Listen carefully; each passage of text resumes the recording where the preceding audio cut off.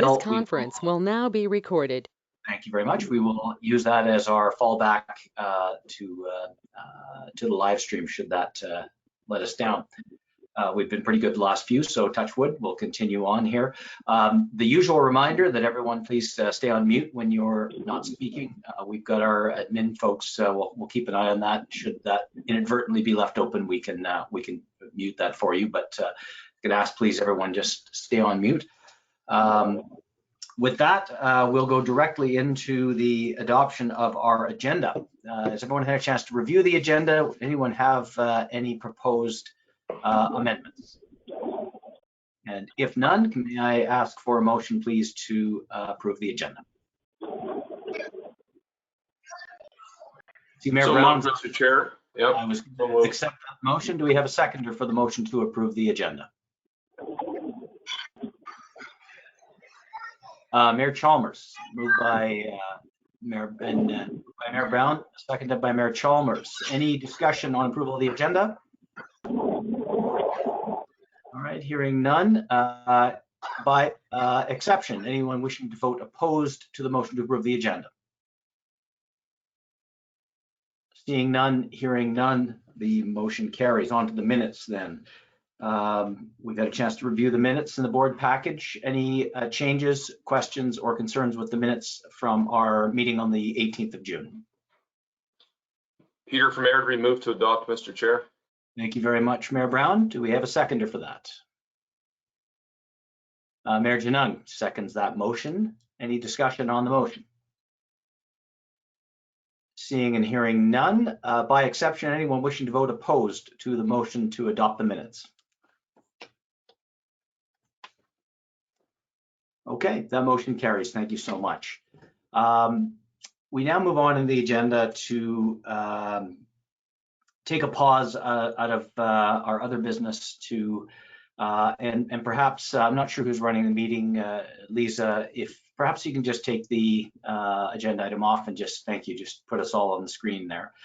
To take a few moments to recognize and remember a real giant of the Calgary region, Mayor Bill Robertson, who we lost recently. I know many of you would likely have participated in his memorial service this past weekend, a real outpouring in the town of Okotoks and the surrounding region. And no better word, I think, to describe Bill than a giant of our region. Served over 25 years as mayor of Okotoks, and just a really, truly remarkable guy. What I'd like to do at this time is just open the floor for anyone who wishes to share any recollections, any remembrances of Bill. You know, in my time as MLA, I had the opportunity to meet with Bill in Okotoks and in Edmonton on a number of occasions. And in fact, when he was visiting the legislature, I believe as part of an AUMA delegation, had the opportunity to introduce him in the legislature.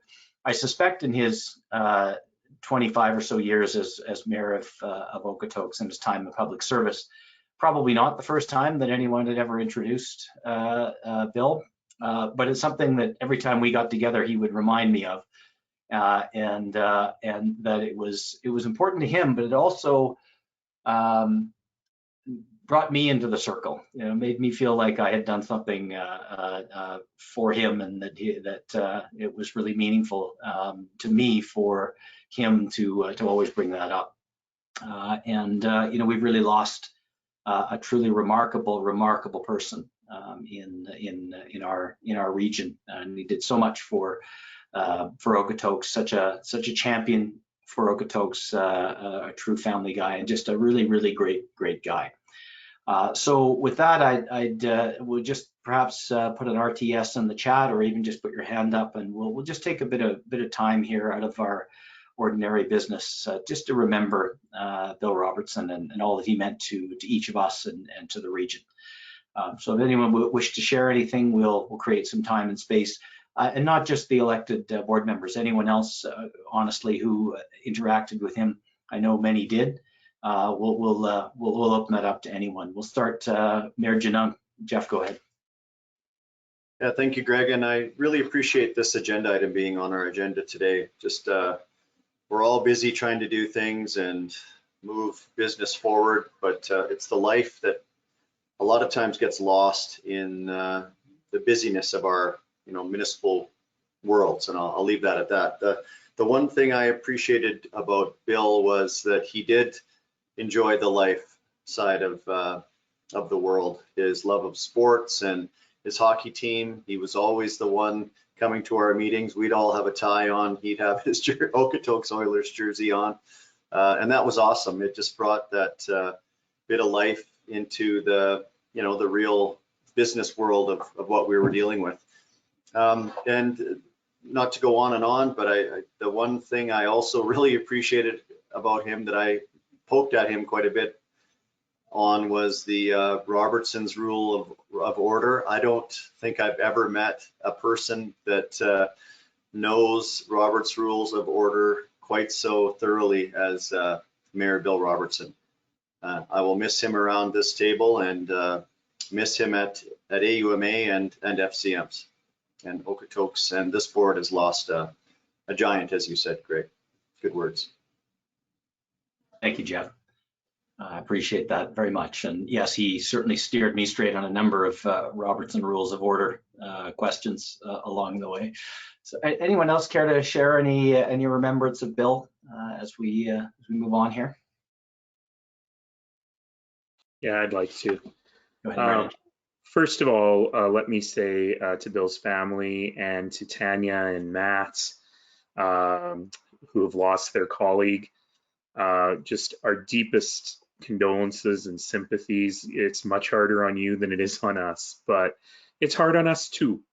Bill and I were elected mayor at the same time. He'd served on council since 1995, but he became mayor. Peter and Bill and I were all elected at the same time in 2010. And I remember my first meeting with the two of them going, uh-oh. But nonetheless, in all of those years, what a great partner. What a great guy, always telling you really what was happening, always dealing with enormous compassion. And, when he passed, a member of my office said, he was my grade 6 teacher, right? And I hear that all the time from everyone I know who went to Okotoks. Somehow he taught everyone in Okotoks in grade 6, I think. And he was an unforgettable teacher, and he was an unforgettable mentor to young people. My favorite thing was I would always make sure that I would go to the gate that he was supervising at Calgary Stampede, because I'd watch how he interacted with those young people, usually in their very first job ever, and helping them be serious and professional, but also have a lot of fun. And when I would arrive at the gate, he would say, "Wait, roll out the red carpet for the mayor." And they took this ratty red indoor mat, threw it on the ground, and let me walk across in order to get into the Stampede. And that was pure Bill. I didn't know he was sick, like so many of us didn't know. And when Peter called me just the night before he passed, I was shocked because, of course, I had just been talking to him. Haven't we all just been talking to him? And I'm just really proud that we were able to get to our growth plan and he was able to vote on that. Because while it may have sounded like nonstop work for all of us for many, many years, for Bill, that was 20 years of work. And, he chaired the former Calgary Regional Partnership with great skill and continued to work on what was best, not just for Okotoks, but always what was best for the region. And it was something I really appreciated. And so I was happy to be at the memorial service and learn a little more about him as a guy. I knew about him as a teacher and I knew about him as a politician, but I got to learn a little more about him as a family man and as a friend.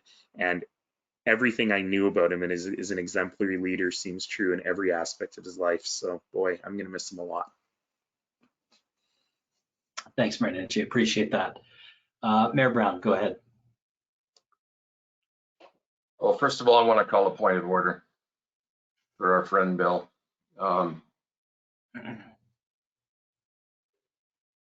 It's hard because he's a gentleman I didn't ever believe would deserve this fate. He loved to travel. He loved his family. What I appreciated him the most was throughout the years we worked together on CRP and CMRB and other initiatives that we were working on or meeting about or getting together on or participating in or whatever we did, wherever I saw him, we didn't always agree on things, but it was never an issue, ever. We'd have a laugh, and he never carried that through, ever. And the one thing that he always did, and you all know this, he appreciated everyone. He'd always remark on the work that our administration does, on how well the minutes are done. He included everyone in the conversation, and that's a real gift. And as Nat had said, his compassion was always evident in everything that he did. And it's just, I'm still kind of in shock. At the end of the day, your legacy is what's really important in your life. And I wasn't able to attend the service. I was in Toronto at another service, but I was able to tune in. And what a legacy he left. And that's what we all strive for. How are we going to be remembered? And it was truly an honor to watch his life through that memorial and to witness all the people that were there to support him in his community. Just someone I'm going to truly miss. And I just wish for his family and his friends peace, and that they can move forward and they can remember, and that they have some, at least when someone passes that I respect, I try and embrace a quality that I really admired in them. And I'm going to take a piece of Bill with me for the rest of my life. Thanks, Peter. Thank you. Mayor Snodgrass, Craig, go ahead. Thanks, Greg.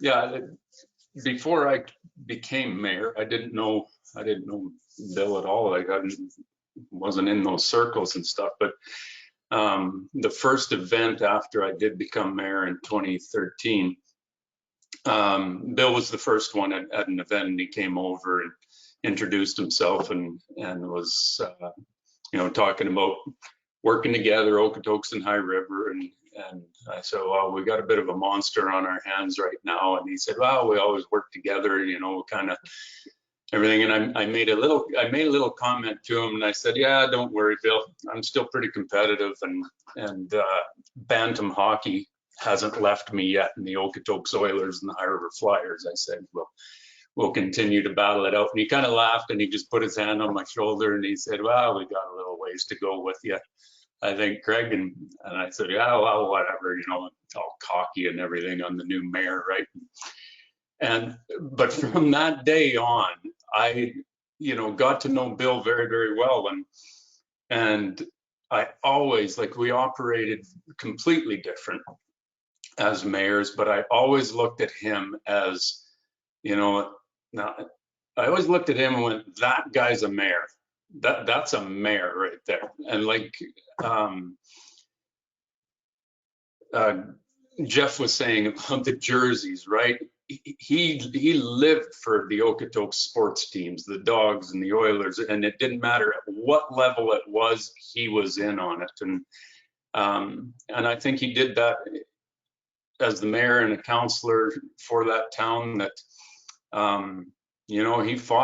he fought tooth and nail for what was right for Okotoks, and like we've experienced with the CMRB, he fought tooth and nail for what he felt was right for the region. And I've always made the comment to a lot of people that recently about Bill, and I always say that, no, that guy was a mayor. That was your mayor. And Okotoks can always be proud of that, but he will be greatly missed on this board. He'll be greatly missed with High River and Okotoks, but things move on and we're in good hands going into the future. So I like it, but Bill will be greatly missed. He's a good man. Thanks, Craig. Suzanne, go ahead.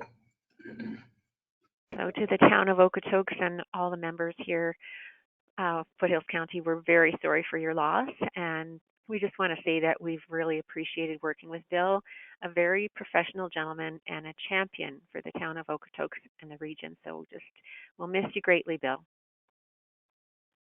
Thank you, Suzanne. All right. If anyone else wishes to share anything, certainly open the floor to anyone else. And Greg, this is yes. Acting Mayor Tanya Thorne from the town of Okotoks. Go ahead, Tanya.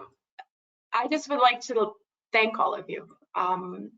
This regional board and regional planning was a passion of my mayor's. And he appreciated every one of you at this table. Wow, this is harder than I thought it would be.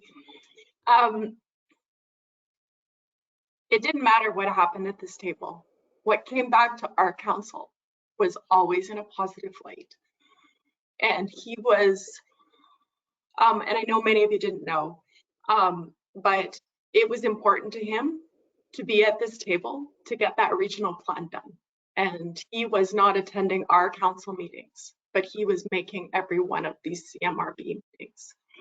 So just to stress to all of you how important this was to him and that he was so committed to this group. I have heard many of story about each and every one of you from Bill's light, and he cared about you all immensely and valued the opportunity to work with each and every one of you. So I just want to say thank you on behalf of my council and my administration for your kind thoughts and your support of him throughout. But I wanted to reiterate to you how important you all were to him. Thank you. Acting Mayor Thorne, Tanya, thank you so much for that. That's a wonderful tribute and a wonderful summary about truly a great man and a really good guy. So thank you. And with that, I'm gonna, in keeping with Robertson's Rules of Order, I'm going to accept a motion on behalf of and made by all members of the Calgary Metropolitan Region Board to receive for information a tribute to Mayor Bill Robertson. That motion is seconded by all members of the Calgary Metropolitan Region Board, and I know it's passed absolutely unanimously. So Shelley will make sure that the minutes reflect that. I think Mayor Brown has a point of order, as I suspect. Go ahead, Peter. Mr. Chair, if it would be all right with you and other members of our board, that we recognized a moment of silence for our friend and colleague. Indeed, Peter, that's exactly what's next. We'll do exactly that. We'll have a moment of silence in remembrance of Bill Robertson.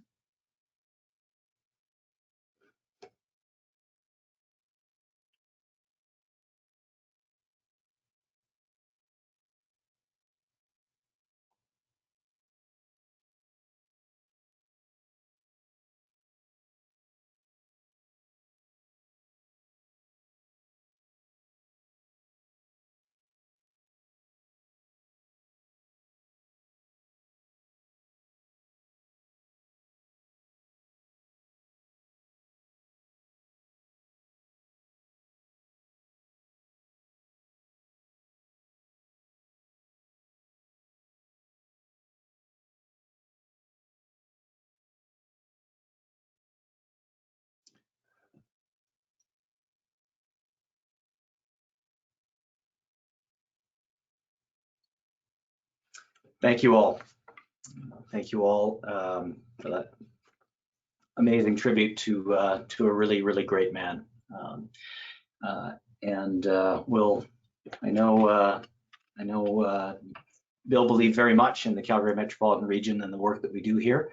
And so although it's with heavy hearts, we will move forward in our agenda. We have a lot of ground to cover today, a lot of very important discussions to have.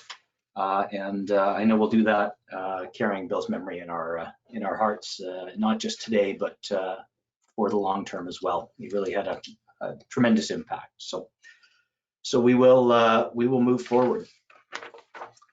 On to agenda item number 5, the interim regional evaluation framework applications. There are three of them before us today. And I wanted to take just a brief moment. On the 9th of July, Jordan sent around a note just summarizing the process.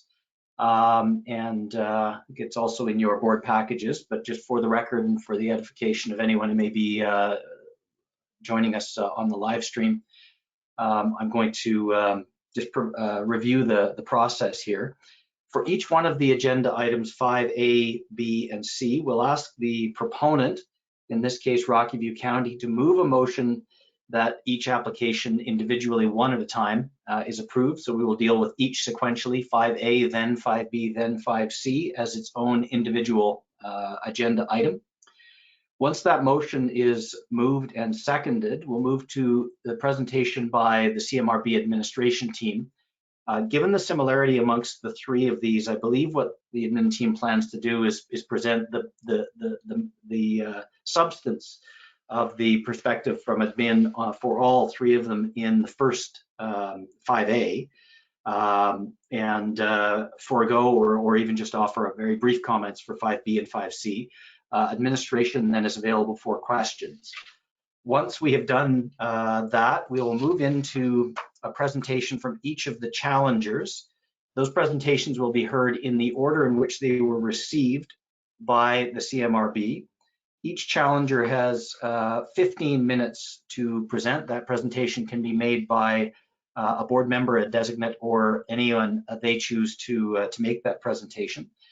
Given the similarity of some of the concerns raised by each challenger, we're going to ask that you try your best to not overlap wherever possible. Of course, you have the latitude to say what you wish, but in the interest of time, we would ask that you try to not repeat what a previous member has said. At the end of each presentation, we will allow time for clarifying questions, but not debate on each item made by each presenter. That will be later on in the process. The proponent then will have an opportunity to make their presentation. Same process, 15 minutes of clarifying questions, and then we open the floor for debate and discussion for as long as that needs to take for each one of these questions.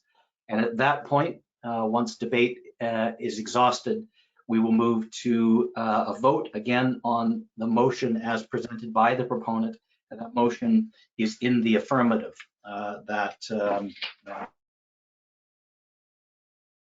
the motion is that the IREF application is approved. Again, I'll remind everyone exactly what it is we're voting on when we get to that point.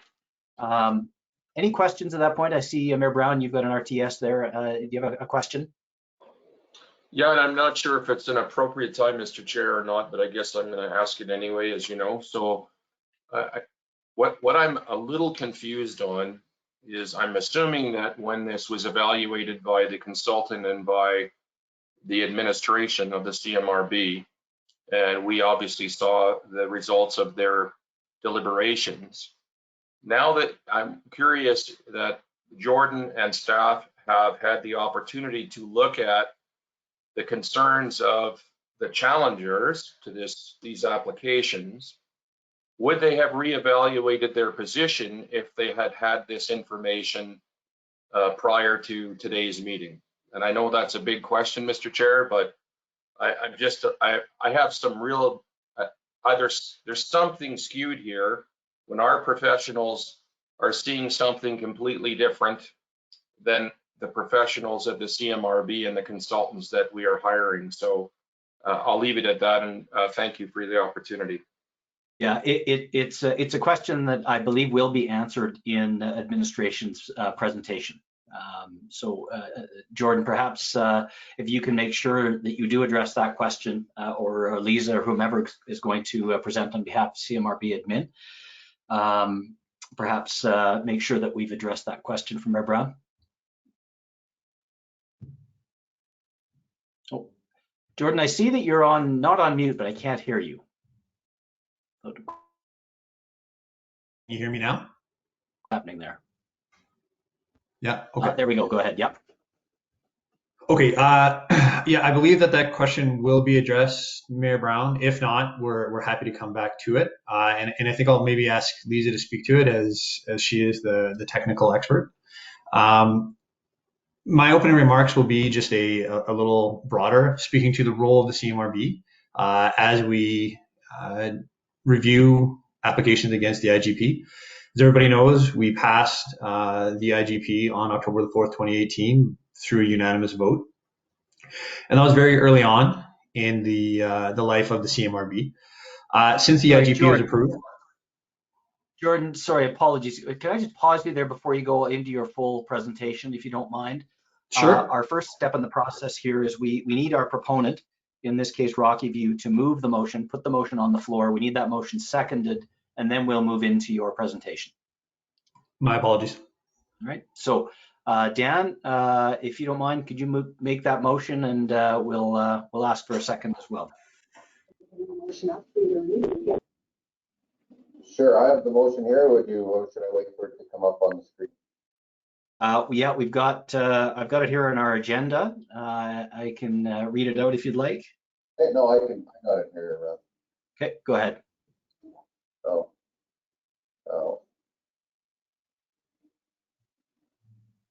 Hold on a quick second here. Sorry, folks.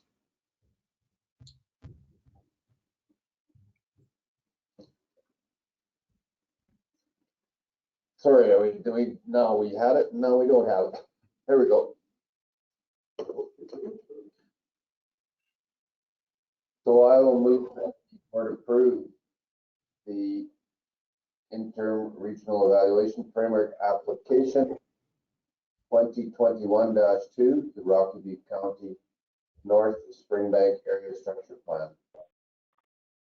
Thank you very much. The motion is that the board approve IRF application 2021-02, the Rocky View North County North Springbank Area Structure Plan, moved by Reeve Hen, and I see Reeve Ohl has seconded that motion. That motion is now on the floor. We'll move to the presentation from the admin team. And again, I wonder if we can share the screen if that's the most relevant thing, or perhaps it may make sense to just have the speakers up in front of us. Jordan, I'll let you kind of dictate if you'd like to have the document in front of us, or if it just makes more sense to have us all in larger format. I think if we have the document up, it's probably for the best. Okay, go ahead. You have the floor. All right, thank you very much, Chair Clark and board members. Since the IGP was approved, we've learned a great deal about our region. Water consumption, development patterns, traffic patterns, land consumption, and land approved for development were all studied and added to our base knowledge. This data was not available to the board when the IGP was debated and approved. However, it did form the base building blocks as we developed the growth and servicing plans. When we reviewed the three applications that are in front of us, 2021-02, -03, and -04, it is against the policies contained within the IGP and the IRF requirements, and in consideration of the third-party review. CMRB administration is responsible for the impartial application of the IGP and reviews statutory plans against the words, criteria, and policies contained in the IGP and the IRF. We do not apply additional standards, criteria, or best practices that are not stated in the IGP and IRF. We do not interpret if a plan is a good plan or a bad plan, only if the plan is consistent or inconsistent with the documents. The lack of defining criteria contained within the IGP, coupled with an emphasis on diverse communities and local contexts in those documents, means administration does not compare IRF applications between municipalities as part of determining approvals. As noted in section 1.4 purpose of the interim growth plan, the IGP notes that one purpose of that document is to recognize the region is made up of diverse communities. And section 1.5 highlights that the region will continue to grow through a variety of development types at different scales depending on local context and location.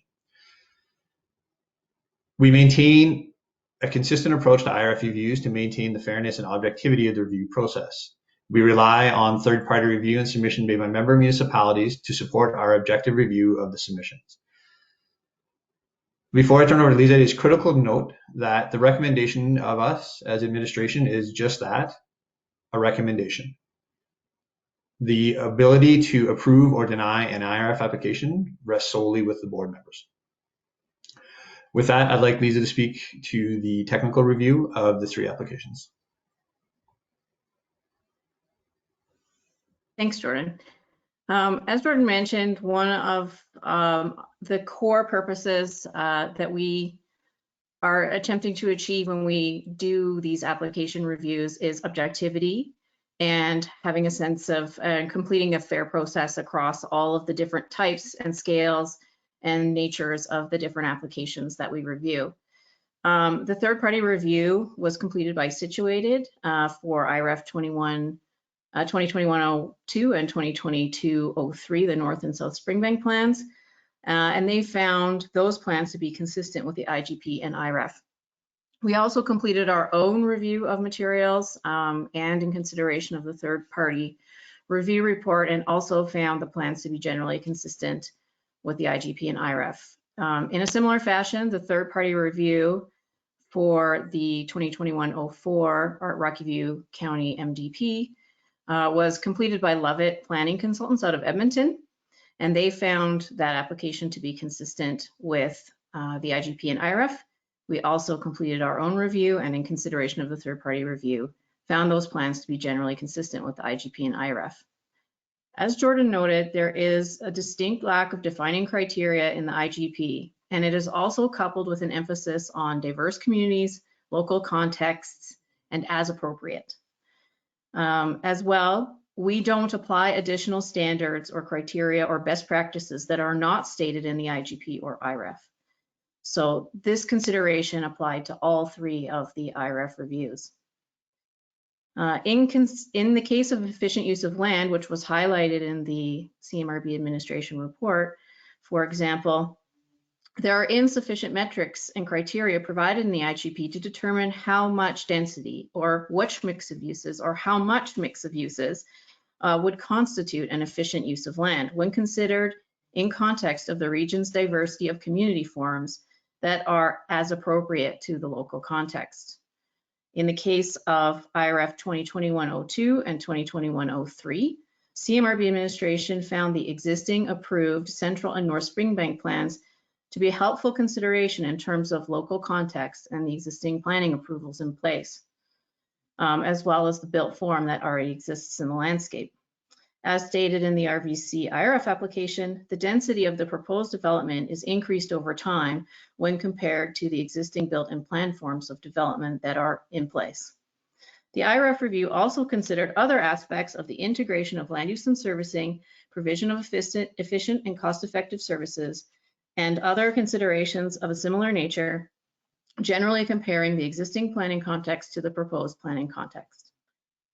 Finally, we would like to note that the IGP allows for all development types to be approved under the IGP and IRF, including country residential development in all of its various forms. Country residential development is not excluded as an inefficient use of land by the IGP. These comments apply to the nature of all 3 applications, but most specifically to 21-02 and 2021-03. These are our comments related to our broad review of those applications, but we do look forward to any comments or questions about any other details. Thank you very much, Mr. Chair. Okay, thank you very much, Jordan and Lisa. At this time, we'll open for any clarifying questions anyone may have of administration on their presentation on IRF application 2021-02, or perhaps somewhat more broadly on the process that CMRB admin and the consultant has gone through. Are there any questions anyone would like to ask at this time? Okay, hearing and seeing none, we'll move on. Again, as we noted earlier, the order of presenters by those challenging the application is determined by the order that the challenge was received. And so we have the Okotoks challenge before us. Acting Mayor Thorne, are you going to present on behalf of Okotoks? Who will present on behalf of Okotoks? We have administration. I believe Michelle Greenwich, there she is online to do our presentation. All right, Michelle, thank you very much, Acting Mayor Thorne. So Michelle, you've got 15 minutes. We'll start your time now. Go ahead. Okay, thank you. Good afternoon, members of the board. Michelle Greenwich, planner with the town of Okotoks, and I'm here today to provide an overview of the town of Okotoks' objection to the recommended approval of IREF 2021-02, the North Springbank Area Structure Plan in Rocky View County. Next slide, please. So for some context, the North Springbank Area Structure Plan alone encompasses a land base larger than most towns and cities within the CMR, with an existing population of around 1,800 persons and an anticipated population build-out of 20,000 people. And just as a comparison, the corporate boundary of the town of Okotoks encompasses 39 hectares of land with a current population of 30,000 people and an anticipated build out of 70,000 people over the next several decades. Next slide, please. So as articulated in the CMRB regulation, the mandate of the board is to promote the long-term sustainability of the region, ensure environmentally responsible land use planning and growth management, to coordinate regional infrastructure investment and service delivery, and promote the economic well-being and competitiveness of the region. The principles, objectives, and policies of the IGP were developed by the board with this mandate in mind to guide on an interim basis land use, population, and employment growth, and infrastructure planning related to matters of regional significance prior to approval and implementation of the long-term growth and servicing plan. Next slide, please.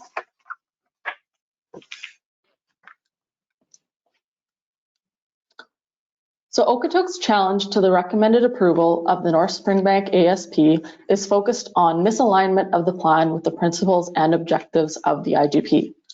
Many important ASP level planning considerations, such as the determination of servicing and infrastructure requirements and provision of community services and facilities, have been deferred to the local plan stage. And though the ASP notes that local plans, which is an umbrella term for conceptual schemes, master site development plans, and residential infill development plans, may be adopted by bylaw and appended to the ASP, there is no certainty that this will occur in all circumstances. For example, the ASP denotes residential infill development plans as being non-statutory, which suggests that these plans may not always be subject to board review. And furthermore, though the ASP suggests that a conceptual scheme or master site development plan may be adopted by bylaw and appended to the ASP, the proposed MDP, which supersedes the ASP, notes that these types of plans are non-statutory and therefore erodes any certainty that these plans would be subject to the board review in all cases. And so as presented, the town of Okotoks is of the opinion that the North Springbank ASP lacks sufficient policy guidance to ensure full build out of the plan will meet the principles and objectives of the interim growth plan. Next slide, please. So specifically, the town of Okotoks is not satisfied that full implementation of the ASP will achieve IGP Principle 1A and 1B, which are aimed at promoting the integration of land use and infrastructure planning and optimizing the use of existing infrastructure when accommodating growth. Though the plan identifies a high-level framework for intended future residential and non-residential land uses, the plan does not provide clear direction on an appropriate sequence of development based on the availability of existing infrastructure, logical and cost-effective extension of existing infrastructure, and substantial build-out of existing areas. Instead, these matters are largely deferred to the local plan stage with no apparent direction to guide when and where local plans will be accepted within the plan area. Next slide, please.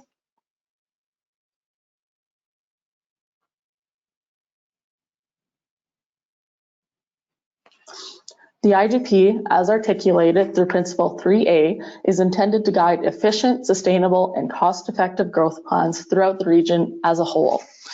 As the IGP is intended to guide regional significant growth throughout the region, the principle to promote efficient use of land and cost-effective infrastructure should be considered in the context of the broader region rather than in the context of the plan area only.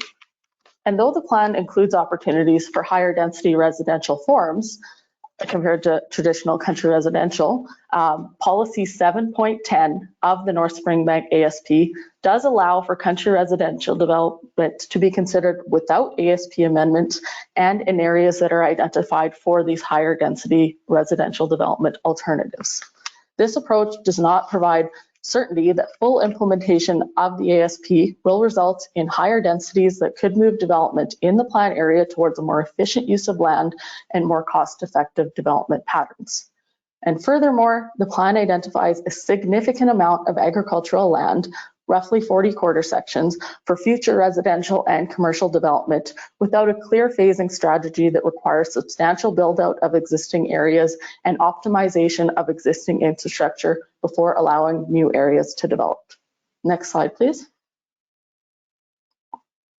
The town of Okotoks is not satisfied that the North Springbank Area Structure Plan provides sufficient direction to achieve IGP principles 1C and 3A that are aimed at encouraging higher densities, leveraging transit opportunities, and ensuring provision of community services and facilities to support population growth.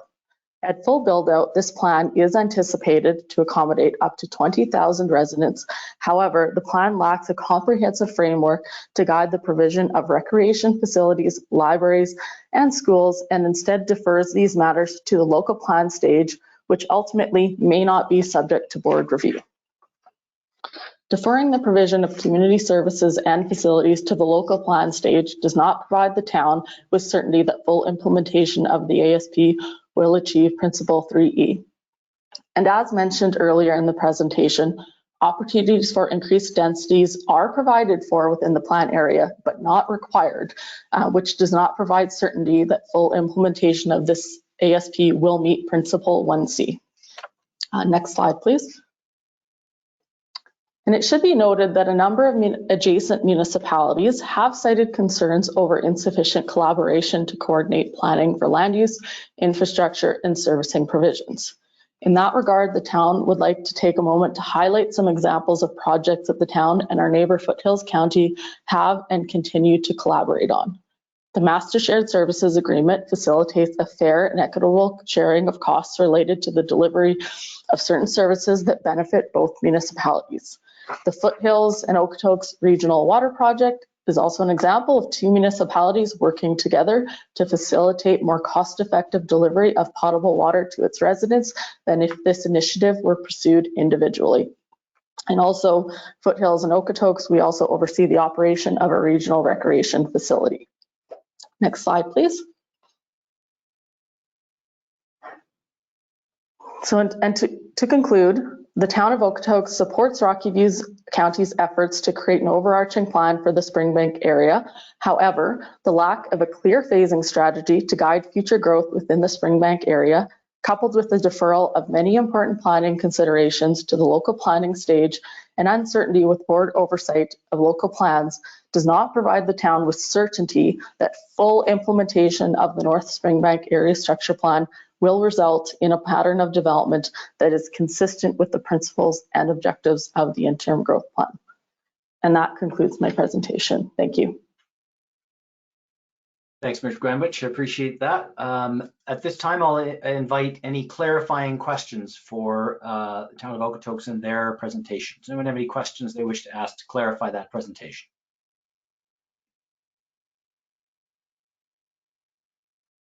Okay, seeing and hearing none, we will move on to Airdrie. Mayor Brown, who's going to present on behalf of Airdrie? Thank you, Mr. Chair. We have Stephen Utes, and his presentation should be roughly 7 to 8 minutes. Thank you. All right, Mr. Utes, you're on the clock. Go ahead. Thank you, Mr. Chair and members of the board. The City of Airdrie raised an objection to the North Springbank Area Structure Plan based on the principles of the unanimously adopted Interim Growth Plan, or IGP. Next slide, please.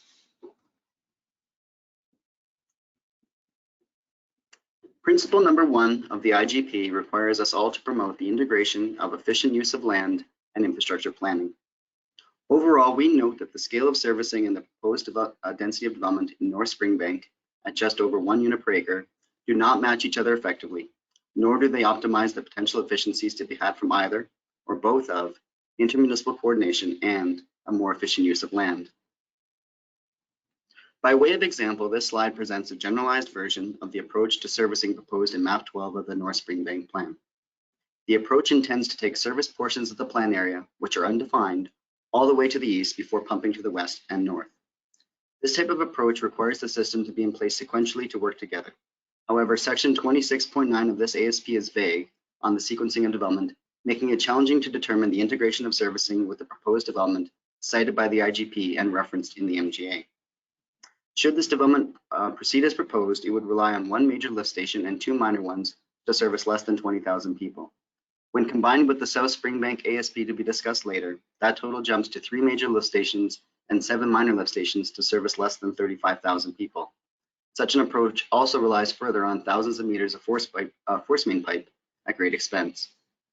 While we certainly appreciate the argument for local autonomy, we are concerned that the uncertainty and challenges associated with the proposed servicing approach will lead to the default land use of traditional country residential permitted under policy 7.10 of the North Springbank plan. In turn, this swallows up to 80 quarter sections of land for little more than 1% of the projected regional population growth over the next 30 years. Relating to servicing, and specifically where it may not exist formally or may not be economically feasible, section 20.14 of this plan allows for sewage disposal without geographic constraint, and according to specific policy language, sewage disposal may be allowed provided there is no discharge into either the Bow or Elbow rivers, regardless of the amount of treatment. Such a policy does not align with Principle 2A of the IGP, which requires us all to manage risks to water quality and drinking water sources. Ultimately, neither a drop of water nor wastewater knows any boundaries, and we have a collective responsibility to ensure that we keep the quality of the water that we all drink as high as possible through our planning and servicing actions. Next slide, please.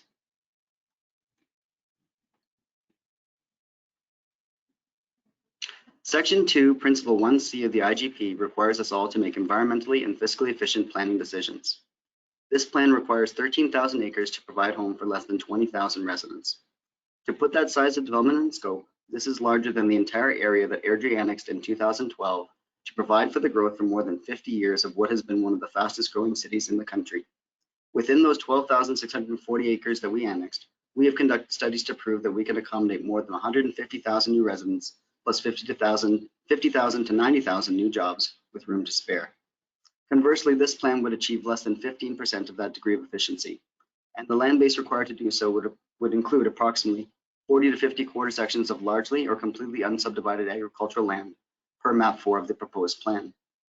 We struggle with the rationale of compounding what the county considers as an already fractured land base from their previous planning decisions by carving up such a large percentage of the plan area with either cluster or country residential development.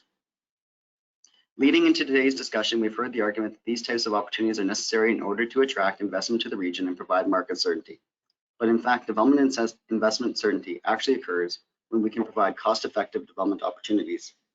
Creating a plan with a massive land base, undefined phasing, minimal density, and servicing requiring thousands of meters of force main pipe does not create investment certainty. Further, policy 20.18 of the proposed plan only allows the developer to complete their capital and operational investments for servicing once the system has crossed what the municipality considers to be the economic break-even point. The policy is subject to interpretation as to whether it applies to independent development cells or the system as a whole. Under either circumstance, the plan in this specific policy in particular failed to provide investment certainty and run counter to Section 2, Principle 3A. On perhaps an even bigger scale, development and growth certainty relies on providing services in relation to the level of growth that is being attracted. The absence of services as required under Section 3.4.1.2 of the IGP is potentially discouraging to investment, particularly the lack of schools. School divisions in the region anticipate the need for an elementary school for every 3,200 people under typical student generation ratios. Despite the low density, the combined population of North Springbank and South Springbank still creates the need for approximately 9 to 11 elementary schools and perhaps as many as 2 high schools, but none are identified in the plan, and the policies place a preference on using reserve for open space rather than the ratio of school reserve. We appreciate that the county has indicated that there are 2 planned schools in Harmony and that there is an existing high school in Springbank. However, those schools have been developed for the existing population of Springbank and the proposed population in Harmony. It is not appropriate to assume that one can cover the other. At the end of the day, with respect to schools as well as all other services such as recreation, libraries, and affordable housing, attracting growth means providing commensurate services in accordance with our obligation as municipalities under the MGA. Next slide, please.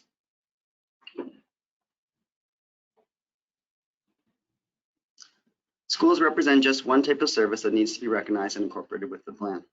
Other key social services such as transit and recreation have either been directly or indirectly referenced in this plan to other urban municipalities without agreement or compensation. This does not meet the test of section 3.2.2 of the IGP, and it does not provide development certainty. We know that the plan also creates an absence of certainty for its own boundaries. Section 7.32 of this plan permits a local planning cell to plan for areas outside of its boundaries where it will be deemed of value to the initial planning cell. We are not aware of any provision in the MGA that permits one planning policy area to control the destiny of a different geographic location. While this would appear to be a local governance issue, it has regional implications as it provides the opportunity to have local plan areas touching the ASB boundary to have planning policy control for areas outside the North Springbank ASB boundary. There is no defined distance as to the buffer space that can be planned for in this fashion, and therefore no true definition on the extent of the North Springbank ASB, which is already quite large. Next slide, please.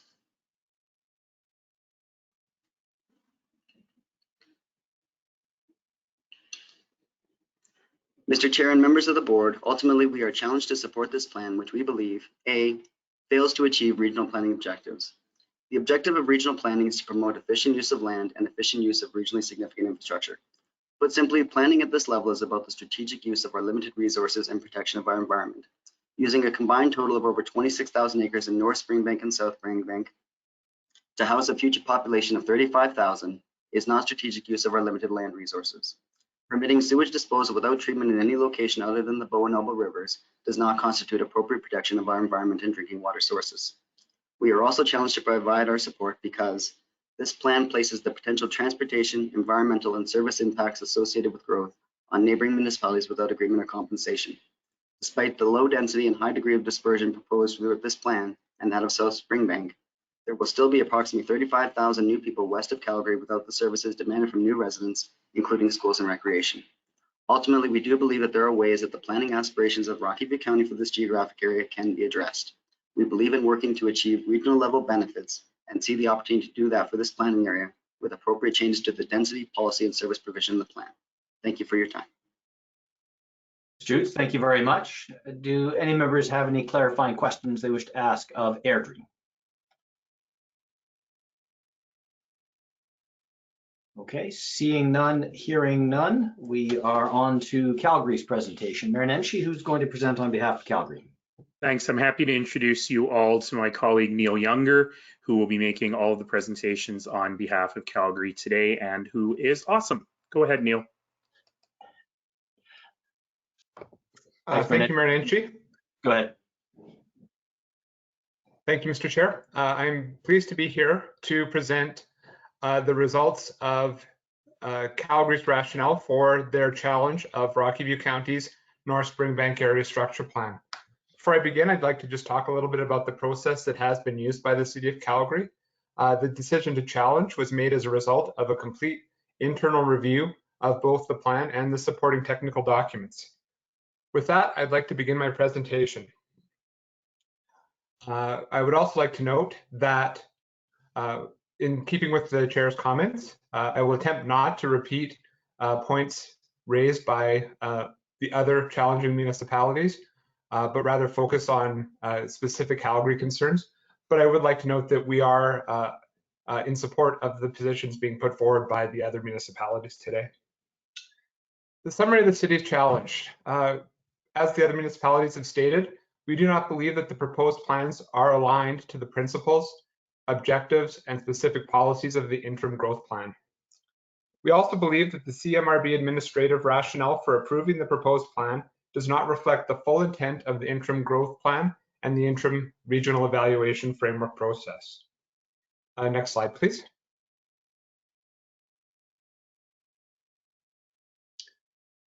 I would like to begin by talking about sourced water quality and drinking water sources. Calgary is concerned that the North Springbank ASP does not provide sufficient mitigation measures to address adverse impacts on regionally significant infrastructure and protection of drinking water sources. There's an unclear policy framework to protect drinking water. No cumulative impacts, baseline assessment, or monitoring is anticipated to occur. Without a baseline surface water quality data or condition, it is unclear how Rocky View County can address the cumulative impacts the proposed in addition to the existing development will have on source water quality and drinking water sources, particularly the Bears Paw Reservoir that is so vital to our region. It is the city's opinion that this policy's direction is required to further direct this work as lower order plans are developed. For example, policy language frames source water protection as a regional concern instead of an explicit county responsibility. A singular non-statutory action has been added to the North Springbank ASP to address regional source water concerns. As the development authority, Rocky View County, we believe, has a responsibility to ensure that development will not grade our region's source water and to document how its decisions are supported by science, monitoring, data, and modeling. At present, the proposed ASP still lacks a clear policy framework committing Rocky View County to mitigating the impact planning and development decisions will have on source water. Furthermore, we are already seeing deficiencies at local plan level. For example, the Old Banff Coach Road conceptual scheme makes it clear that source water protection and cost sharing agreements should occur outside of any planning proposal. Again, it is unknown how pipe services will be provided for in the plan area prior to local plan approval. Phasing and strengthened alignments with higher order provincial plans also appears to be missing. Without sufficient details, development is expected to adversely impact a major water supply source for the region. Next slide, please.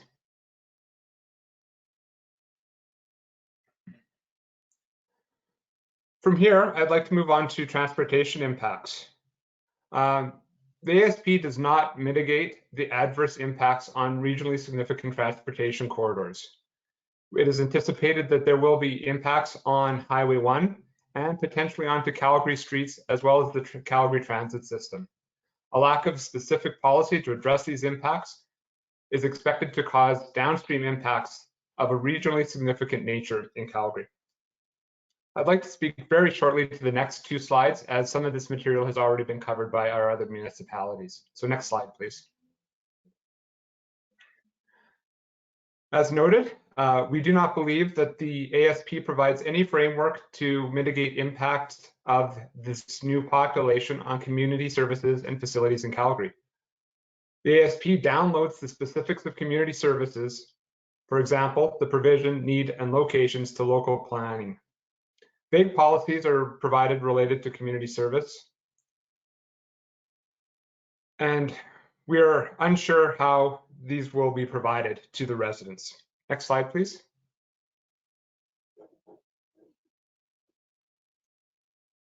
We do not believe the ASP addresses the interim growth plan objective for providing sufficient provisions to link land use and infrastructure planning. And as previously noted, there's insufficient phasing or growth management policies to ensure sustainable growth without impacts on the environment and offsite infrastructure. Next slide, please. I would also like to touch briefly on collaboration. As we all know, the interim growth plan has a fairly specific requirements for collaboration. We would like to note that throughout the North Springbank area structure plan process, Calgary has requested additional consultation and mediation. We recognize that this plan was a long-standing developing process. However, a mediation request was filed with Rocky View County, to which mediation has not yet occurred. Policies for intermunicipal collaboration and mitigation of impacts are very limited in the plan and are primarily to those applications which are adjacent to Calgary. However, as we've already noted, the cumulative effects can occur from development much further abroad. Next slide, please.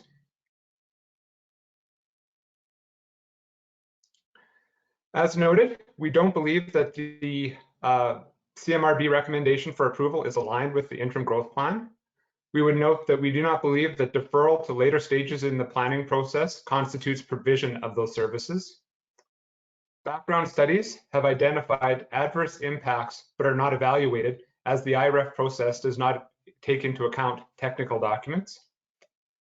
We don't believe the third-party review has adequately considered the downstream impacts to regional infrastructure within the city of Calgary, and an ongoing lack of intermunicipal agreements. For example, cost-sharing agreements for community service and infrastructure continue to make the approval of development in our region challenging. Next slide, please.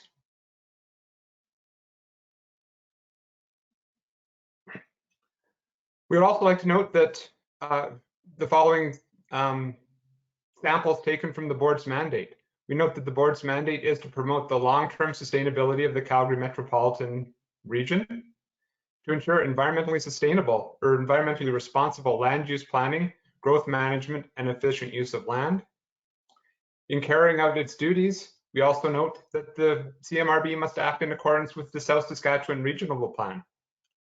And finally, with respect to IREFs, the board must consider whether approval and full implementation, and I emphasize the words full implementation, of the statutory plan or amendment would result in the development that is consistent with the principles, objectives, and policies of the interim growth plan.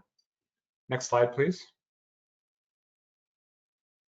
That said, we appreciate and recognize Rocky View's desire to move forward, and we do have some thoughts about how that could happen.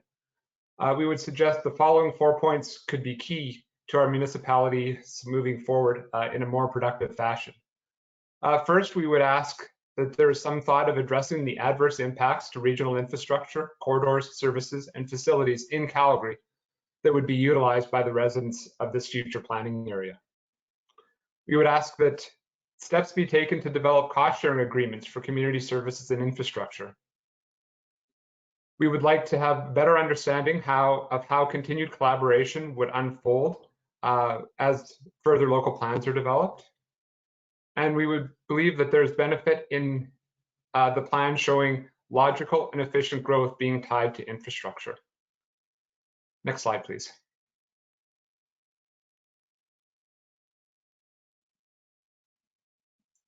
I'd like to thank the board for allowing me to make this short presentation today. Again, I would just like to reiterate, we've tried to focus on areas that are not being talked about by other member municipalities in order to make the best use of the board's time. But we would thank you for your consideration of the City of Calgary's challenge. Mr. Younger, thank you very much. Do any members have any clarifying questions for the City of Calgary?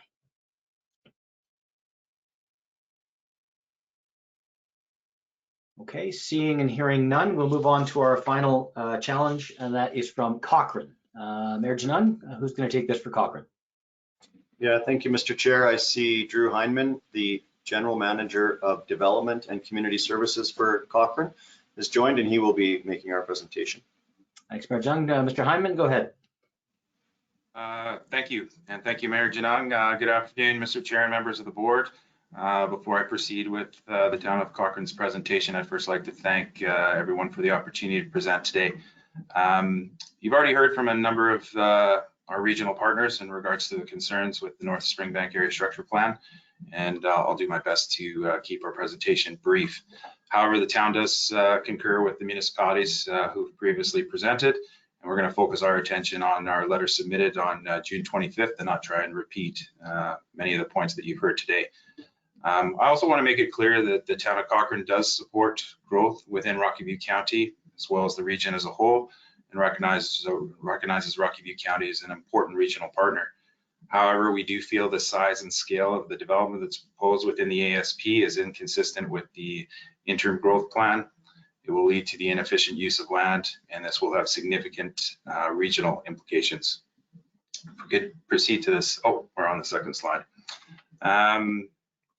The town of Cochrane does have concerns with the plan as drafted, as it does not include growth management and phasing policies that would ensure growth and infrastructure extension occurs in a logical and sustainable way. Additionally, Cochrane disagrees with the CMRB administration and third-party reviewers' interpretation of the efficient use of land and the position to consider this objective relative to the existing development within the plan area. This interpretation fails to consider the efficient use of land in the broader context, which is necessary given the proposal is regionally significant. The intent of the IGP is to provide guidance on future growth within the region through a regional lens. As such, the principles and objectives of this plan should be evaluated within the context of the region and not relative to specific locations within individual plans. The town also has concerns with the lacking inclusion of policy on the consideration of regional coordination on regional servicing infrastructure or services.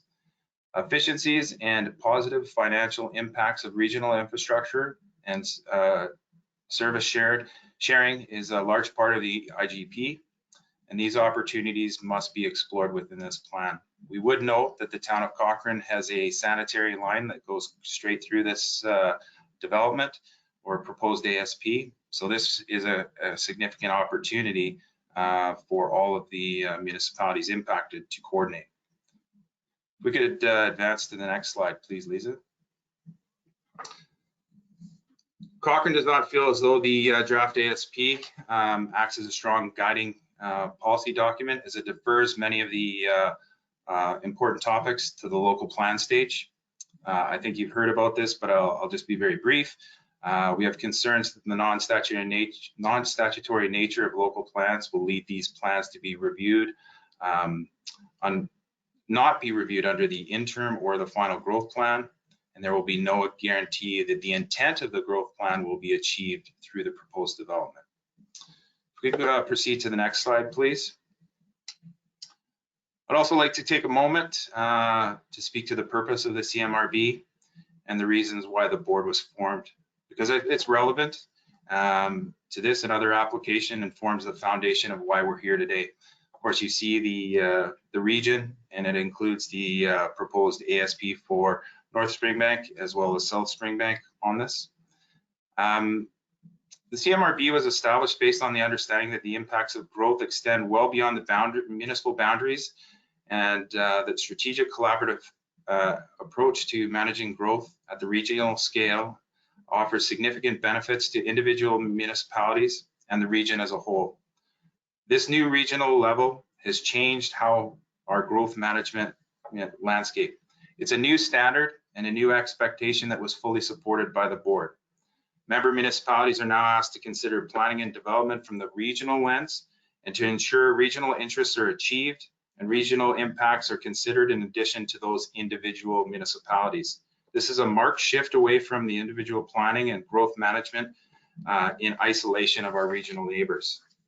The town has a number of concerns, and I think a number of these concerns were raised by our regional partners. And I'd like to just highlight some of the items in the board's mandate. It's to promote the long-term sustainability of the Calgary metro region, to ensure environmentally responsible land use planning and growth management, to coordinate regional infrastructure investment and service delivery, promote the economic well-being and competitiveness of the region, and strive towards consensus regarding matters before the board. Cochrane believes the proposed plan does not meet the IGP, does not meet the CMRB mandate, particularly to ensure environmentally responsible land use planning and growth management. We can go to the next slide, please. This table illustrates the total area and population proposed within the North and South Springbank ASPs together and compares it to the proposed populations of the town of Cochrane, Okotoks, and High River combined. Adding a land mass of these three-member municipalities together is still smaller than these two ASP areas combined. In addition to the proposed final build-out populations from the current MVP and growth studies of these three-member municipalities is roughly 159,000 people. Comparatively, both North and South Springbank ASPs stand at a proposed population or combined population of 34,600 people. These numbers do not support an efficient use of land, and the cumulative impact of this growth need to be considered regionally. If we could proceed to the next slide, please. As we close, we just wanted to zoom in on this area and really have this in relation to the context of the size of the town of Cochrane. Obviously, this development of this scale is regionally significant and must be proposed in a way that is in alignment with the regional principles and the plans that have previously been established. Particularly, the plans do not ensure the efficient use of land and growth management within the region. Next slide, please. In closing, for the items mentioned in my presentation, the town of Cochrane is not in support of the North Springbank Area Structure Plan, and we do not agree that the plan is consistent with the interim growth plan. That would conclude my presentation.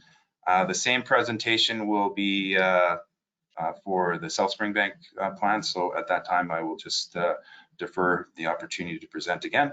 And thank you very much for the opportunity today. Thank you, Mr. Hyman. Do we have any questions for the town of Cochrane? Any clarifying questions? Okay, seeing none and hearing none, we'll move on now to the project proponent, Reed Henn, who will be presenting on behalf of Rocky View County. Thank you, Mr. Clark. We will have Dominic Kazmierczak present on behalf of Rocky View County. All right, thank you very much. Mr. Kazmierczak, you're up. Thank you, Chair, and good afternoon to the board. Dominic Kazmierczak representing Rocky View County. So just to firstly note that due to the time constraints, I won't be able to offer a detailed response on all the points of objection and concern raised today. So I'll look to cover the key inaccuracies and misunderstandings in the challenge letters across this and the South Springbank presentation. Next slide, please. So I'd like to start by pointing out the importance of the Springbank area as an existing regional employment area and country residential community, and the potential for growth offered by the Springbank Airport and Highway 1 corridor. Many comments have referred to the size of the two area structure plans presented to the board today. On this matter, I'd like to ensure that we all recognise that these are lands largely already covered by two existing area structure plans, the North Springbank Area Structure Plan and the Central Springbank Area Structure Plan, which were adopted 20 years ago. The existing hamlet of Harmony, located to the west of Springbank, is also progressing towards a community of 10,000 people and will provide recreational, employment, servicing and schooling opportunities for the wider Springbank area. Within Springbank itself, there are several schools and community facilities along the Range Road 33 corridor. Just while we're on schools, I would like to address concerns over collaboration with school boards and provision of future schools within the area structure plans. All three school boards were repeatedly engaged over the 4-year ASP project, and policies within the proposed North and South Springbank ASPs direct future school and community uses to the Range Road 33 corridor. With 5 schools already in this area and a potential 3 further schools in Harmony, provision may already be sufficient, at least in the 20-year horizon, especially given the community's current demographic profile. On population and growth within Springbank, the existing Central Springbank ASP supports only current country residential developments with no employment areas included. The existing North Springbank plan provides for a mix of employment and country residential uses. Still, the overall assessment ratio expected through the build out of the current ASPs is some 96% residential and 4% employment. This doesn't lend itself to a balanced community providing for local employment and services. Furthermore, the minimum lot size allowed by existing plans is 1 acre, but in many cases this is not possible due to previous fragmentation of the community and lack of servicing. So 2 and 4 acres are more common in the area. Interestingly, the current overall gross density of those areas already partially subdivided is about 0.2 units per acre, so equivalent to an average of 5-acre lots. I would question whether we want, as a region, to continue this trend across the Springbank area. With respect to growth rates, the demand for country residential acres has seen a long-term decline, and you can see on the graph here how it's over time since the last 20 years gone down in the Springbank area. So as a county, we're trying to move towards efficient forms of developments that reflect the context of the existing community. Next slide, please, Lisa. I'd just like to go quickly over the long-standing planning support the county has given to employment areas within Springbank in its 2013 municipal development plan. So you can see the panel on the left-hand side gives support to the Springbank Airport and the area around as a regional business centre, while the Highway 1 intersections are supported as highway business areas. The panel in the middle shows the size of the area under the current ASPs that have support for new country residential developments. It's important to not just recognise here that we're looking at developments that's here today, but also what's being supported under the existing plans. And I know that there was mention about agricultural lands and the amount of agricultural lands. It's important to recognise that they are defined and identified for future country residential use under those adopted statutory plans. And then on the right-hand side, we have a typical fragmented residential area in North Springbank. It has no pathways, open space, wildlife corridors, or local amenities, and servicing is through private septic fields. Again, I would ask whether we want to continue with this form of development given the importance of the Springbank area for the region and the direction of statutory plans such as the South Saskatchewan Regional Plan towards more sustainable land use patterns. Next slide, please, Lisa. So the overall intent of the North Springbank Area Stretch Plan is to move to a more efficient cluster residential housing type, which creates large areas of connected open space and potential pathways, community facilities, and wildlife corridors. You can see here the proposed cluster areas in pink. The net density proposed for these areas is 1.5 to 2.5 units per acre, with a minimum 50% open space required to be included in the developments. At the same time, the plan seeks to support a range of employment uses which optimize the regional mobility features of the Springbank airports and Highway 1, and take advantage of the close proximity to piped water and wastewater servicing from the Harmony development. A key aspect of cluster housing is that the density and form would make servicing feasible either through decentralized or regional piped water and wastewater plants. Given that Springbank is within the watersheds of the Bow and Elbow rivers, it is in the county and the region's interest to move away from individual septic systems to protect the source water. The City of Airdrie argues that pipe servicing would be difficult to justify for this form of development. The county would strongly contest this and notes that there are several lower density developments that have been constructed with decentralized or regional servicing. For example, the Watermark and Silverhorn developments in Bearspaw. The sale value of these properties within these developments justifies the cost of servicing. Looking at density and build-out population further, there are several contradictions between and within the latter of those municipalities challenging the Springbank ASBs. On the one hand, several have raised concern at the overall population proposed and the impact that this will have on other municipalities and the regional infrastructure. Conversely, others have highlighted the low densities across the area as inefficient use of land. These points did not recognise the fragmented nature of Springbank or the build-up population approved under the current plans. So I'd just like to respond to a couple of other points made by municipalities on the development form. Calgary notes the size of the population proposed and that the development form is private vehicle dependent. The proposed development would actually reduce car dependency and travel distances by promoting new open space, pathways, and local commercial opportunities. And when we're looking at this, we're looking at the existing area stretch plans and the proposed ones and the benefits of moving across to this new development form. Airdrie and Cochrane also question whether 1 unit per acre is efficient use of land. The county would firstly suggest that reference to 1 unit per acre is misleading, as this incorporates country residential areas lowering the overall density. At 1.5 to 2.5 units per acre, the new cluster development forms would be a high density without competing with hamlet or urban development. This transitional density is entirely appropriate within the context of the area and supported by all existing statutory plans. It's also noted that 8 out of 10 board members voted to include policies in the draft regional growth plan supporting this type of development in existing area stretch plans. So it's surprising that there's such opposition to this density and this type of cluster developments. Obviously, that's proposed amendment to the regional growth plan didn't proceed because of Calgary's veto. A key concern raised over the area stretch plans in relation to how development would be phased. I'd like to highlight this as a common area where perhaps urban municipalities are not acknowledging alternative planning processes and the challenges of planning around an existing rural community. The fragmentation of these lands did not lend itself to contiguous development phasing or servicing connections. Phasing is nodal according to servicing opportunities and the density and scale of development.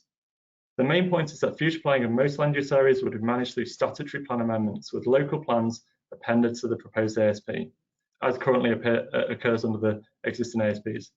This would provide an opportunity for adjacent municipalities to provide input during public consultation and at the board. Next slide, please, Lisa. So I'd just like to note that a large part of the plan area is either built out or would continue as country residential infill. Some lands are also already guided by existing local plans. To proceed, the lands to the west would require a major county-led ASP amendment triggered according to build out of the plan area, servicing and other criteria. When you take all these areas out, which are shown in white there, it significantly reduces the lands that could proceed with a local plan and statutory plan amendments. Again, many of which would still be subject to approval by the CMRB. Also, please bear in mind that the 50% of the cluster areas would be open space.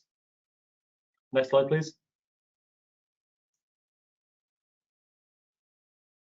So several municipalities cited the lack of efficient servicing for the area, and the county would strongly contest this. The county's technical studies identified feasible servicing options for both the Cal-Alza and Harmony plants that service high intensity areas of the plan. The two maps here show the preferred servicing corridor that could be created by these servicing options. So on the left-hand side, we have possible water servicing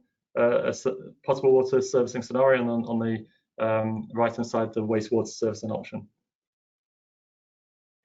The cluster and country residential areas outside of this corridor would have the ability to tie in with existing water co-ops for potable water, and subject to Alberta Environment approvals, install decentralized wastewater systems.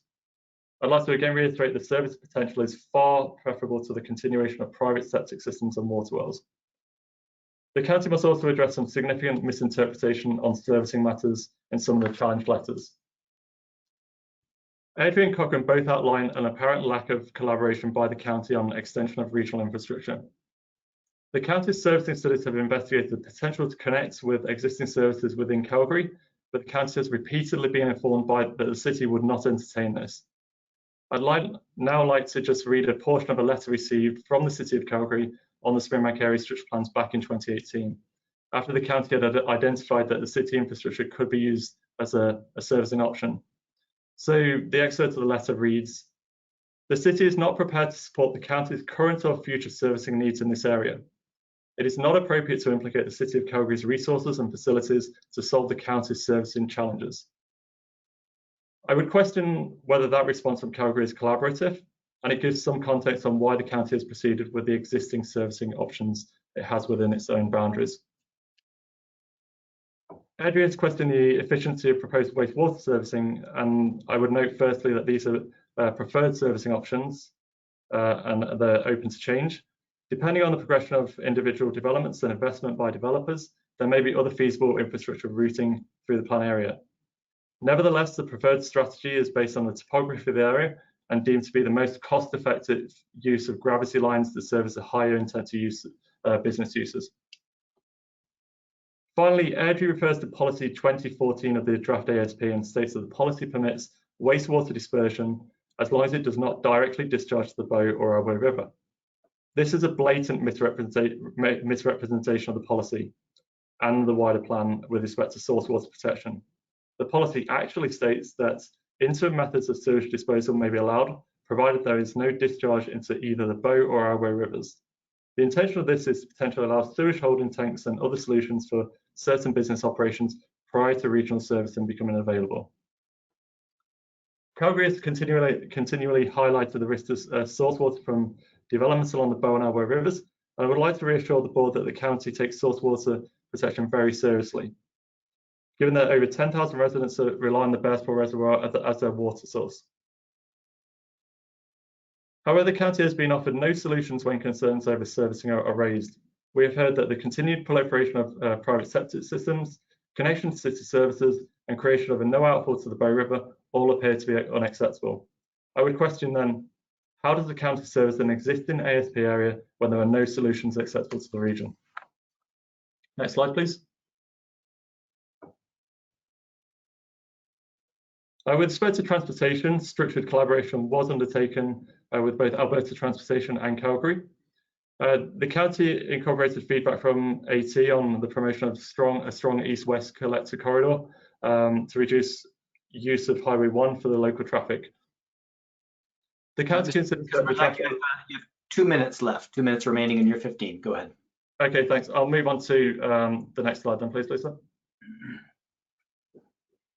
So I'm not going to go through each policy and principle of the interim growth plan, as I believe we've already demonstrated compliance. I would identify that this ASP has been developed over 4 years with a very structured and thorough intermunicipal engagement process, which resulted in significant changes to the plan.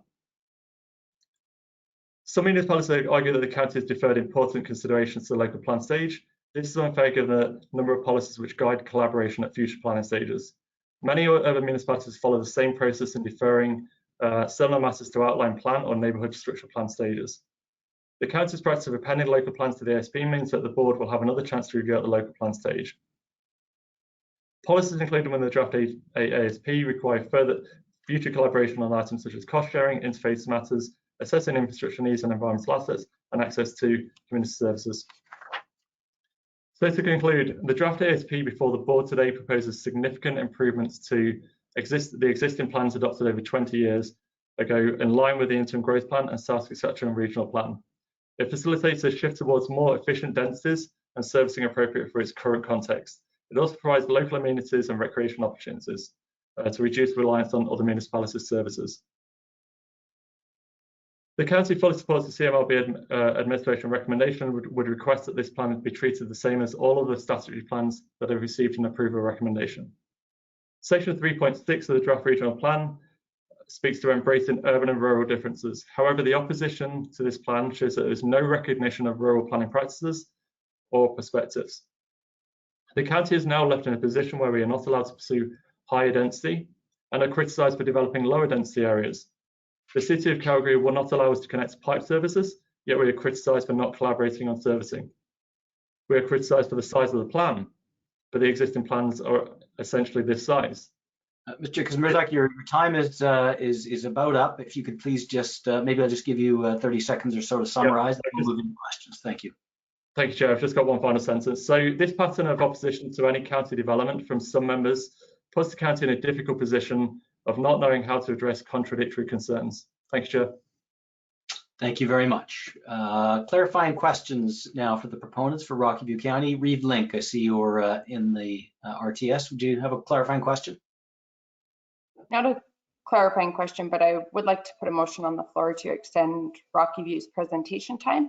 I feel that due to the scope and number of challenges to this application, it would be prudent to give Rocky View further time to respond, particularly considering the time that we spent hearing the challenges. Yeah, I appreciate that. I will not accept that motion. We have an interpretation bulletin the board has passed that outlines the process. We will stick to that process, knowing, of course, there are two more ahead of us here, so each has its opportunity. So we're going to stick with the 15 minutes per. Do you have a clarifying question? No? Okay. Anyone else? Thank you. Okay, thank you, Reeve Link. Do we have any other questions, clarifying questions? Okay, seeing and hearing none, we're now into the next stage of our process, and that is debate on the merits of the proposal itself. There's no time limit to this process, this part of the process, so we'll have an opportunity to ask questions, to make our points. Just a reminder, the board has done an admirable job, I think, at focusing on the proposals before us, the topic at hand, and not straying into the territory that may cause upset of one another. So I would really encourage you to continue on with that, and we've been very good at it, to focus on the merits of, and concerns with the particular item before us, and not perhaps speculating as to the motives of others in a way that may cause upset. I think we've done a good job of that. So with that, we will go into some debate and discussion on the merits of the plan. We have Mayor Nenshi up first, followed by Reeve Hen. Thanks, Mr. Chair. And I will not belabor the points, and I will make my debate on this one and probably not speak on the other ones, because there are a number of similar issues that need to be raised, I think, and it's important for us to raise those here in this public forum. So we heard just now the assertion that the rest of the board and the City of Calgary in particular will refuse all development in the county. Nothing could be further from the truth. In fact, we would like to work in a collaborative fashion. The problem is we have no idea what the priorities are. When taken in aggregate, the increase in population of all of the Rocky View County plans being presented to the CMRB would increase the county's population by some 175,000 people, 5 times the current population. It's clear not all of this can be built. Not all of this can be built in a way that makes sense. And what we're looking for is a sense of priority and a sense of collaboration. We have made multiple requests for conversation, mediation, and collaboration, all of which have been refused. Indeed, I got a letter from Reeve Hen saying they can't handle the flurry of requests for collaboration not acknowledging the fact that that flurry comes from the flurry of plans that are being developed. So it's hard for us, when we really haven't been part of the conversation, to be able to say this, which is right on our boundary, literally on the Calgary boundary, makes sense. So for example, we just heard Calgary will not allow pipes to go there. Well, we never actually received a request for servicing on this ASP. And so it's important that these real facts get out there. Now I need to say something else, and I apologize, Mr. Chair, and stop me if I'm straying too far. But I have a general rule that I followed for 11 years, which is very weird. Most politicians don't do this, but I don't speak to landowners prior to a council meeting. I let them make their case at the council meeting, I listen to the case, and I make my decision on whether to do this. This week, however, I've spent a lot of time with landowners in this area and with their consultants, trying to figure out a way to save the process, trying to figure out a way to address the concerns. And I was very surprised by what I heard. I heard that the landowners have been trying to enter into a collaborative process with the city, but they've been rebuffed by county council. I've heard that they have asked that this did not come to this meeting today, but rather be tabled so that we can address the issues that were raised in the 4 objections, but that was rebuffed by county council. Given that, I must be left with the assumption that, given that there were 4 objections, there was 0 request to try and deal with the objections prior to today's meeting, 0. I must be left with the assumption that the proponents of this know full well it's going to fail and have made no effort to keep it from failing, which leaves me, I'm sorry, Mr. Clark, I hate when people do this, but it does leave me to question their motives. I'm in the business of helping developers get approvals and working with them to make sure that they can get approvals, that things meet policy and plans. And these developers who are quite upset feel that they have not been in a process that was designed to help them get their approval. And indeed, it was designed to make a political statement. And I think that's a real shame, wasting a lot of people's time and a lot of people's money. So I will say today that even if or when this fails today, the City of Calgary is committed to work with the landowners to see if these issues can be addressed and to see if we can come up with a plan that would meet the approval of the City of Calgary, and we will dedicate time and money to do that. Thank you. Thank you, Mayor Nenshi. Reeve Hen, we've got you on the list. You added another note that you'll wait till others are finished. I don't see anyone else on the list to speak. But Reeve Hen, if you'd like to go now, you may. You can defer till the very end. Really up to you. I'll defer. Mr. Clark. I'll defer till everyone's finished. Okay, Acting Mayor Thorne, you're up next then. Excellent, thank you so much. And new to the process, so if I'm asking my question in the wrong place, please tell me where I'm supposed to. But and this is probably more of a clarifying question that I should have asked after Rocky View County's presentation. But can you expand? So just based on the population increase that's being proposed, I didn't see anything in the original write-up or in any of the presentations that talk to what regional collaboration has occurred to address policing specifically, as servicing for that, as municipalities reach that higher density, which I believe this area is already over of 5,000. It changes the requirements in policing. Same thing when it reaches a density of 10,000, it changes the requirements for policing. So I'm just wondering what the intent is, or if there's been any discussion with the neighbors, or if Rocky View County has a plan put in place for how that region will be handled from a policing capacity. Okay, thank you, Deputy Mayor Thorne. Does anyone from Rocky View, Mr. Kuzmerzak or Reeve Hen, or anyone else from Rocky View, are you able to address that question?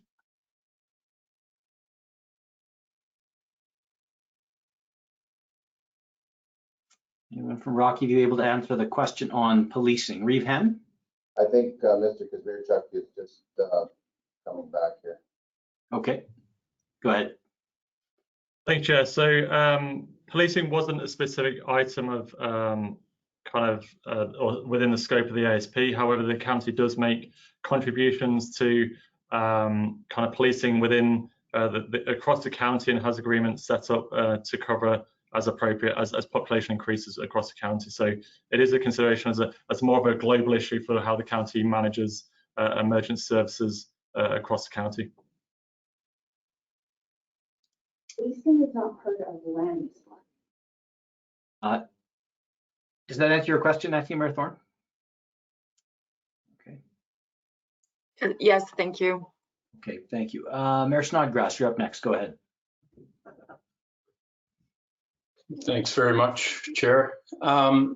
So to Rocky View and to Dan, whoever wants to answer, but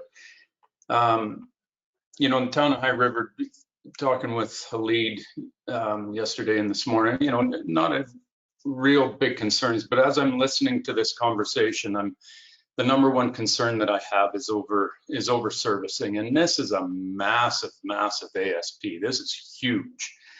And I've got big concerns on the lack of a real servicing plan, and with this size of an ASP. So, you know, I can be flexible and I can get over the density thing, I think, as you know, this board has talked about in the past, and a few of us one-on-one, that, you know, yeah, people, not everybody wants to live in the density of the town of High River or the city of Calgary, or, you know, the urban centers. They want a little bit more room. I get that and I respect that, but it's the lack of it's the servicing, the water and the wastewater, that have me concerned, and the lack of the plan and information that we're not being given. So, you know, Dan, when there's been comments made that the city of Calgary refuses to do that, okay, respecting autonomy, everybody's autonomy, they have the right to do that if they so choose, but has Rocky View considered building your own wastewater and water treatment plants to deal with proper servicing for this area? Red flags go off on a size like this, and I start hearing tanks and haul outs and everything on an area this big. So my big question is on the servicing, as to whether there's other alternatives that have been investigated and researched, and, you know, where are you at with that? Because that's where that's where my concerns land Dan. Okay, thanks, Mayor Snodgrass. Reeve Hen or Mr. Kazmerzak, do you have want to weigh in response? Go ahead, Mr. Kazmerzak. Thank you, Mr. Reeve. Thank you, Chair. So I would like to clarify that there is established servicing within the Harmony developments, both water and wastewater treatment plants, which can be upgraded and expanded to take on this extra capacity. And so what the county is focused on is those higher intensity areas around the Springbank airports and along the highway corridor, which are more assigned to employment uses. I will note, however, you know, we have two paths we can go here. We can continue to support country residential development in its low density form, and septic fields and water wells, and that is what is currently approved, and that's all that would be available at the density we're looking at.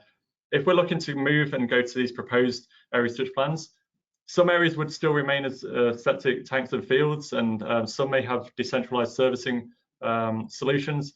But what this high intensity would do is allow for the potential to go on and kind of towards pipe servicing. So I would like to note that the county is in discussions with Harmony and kind of Qualico around extending their service provision across the Springbank area.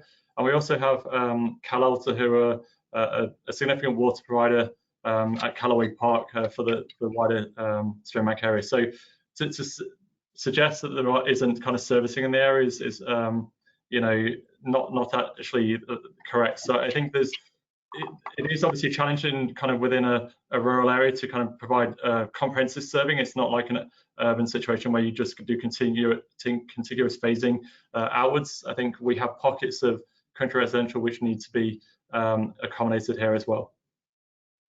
Okay, Mr. Smith, thank you very much for the answer to that.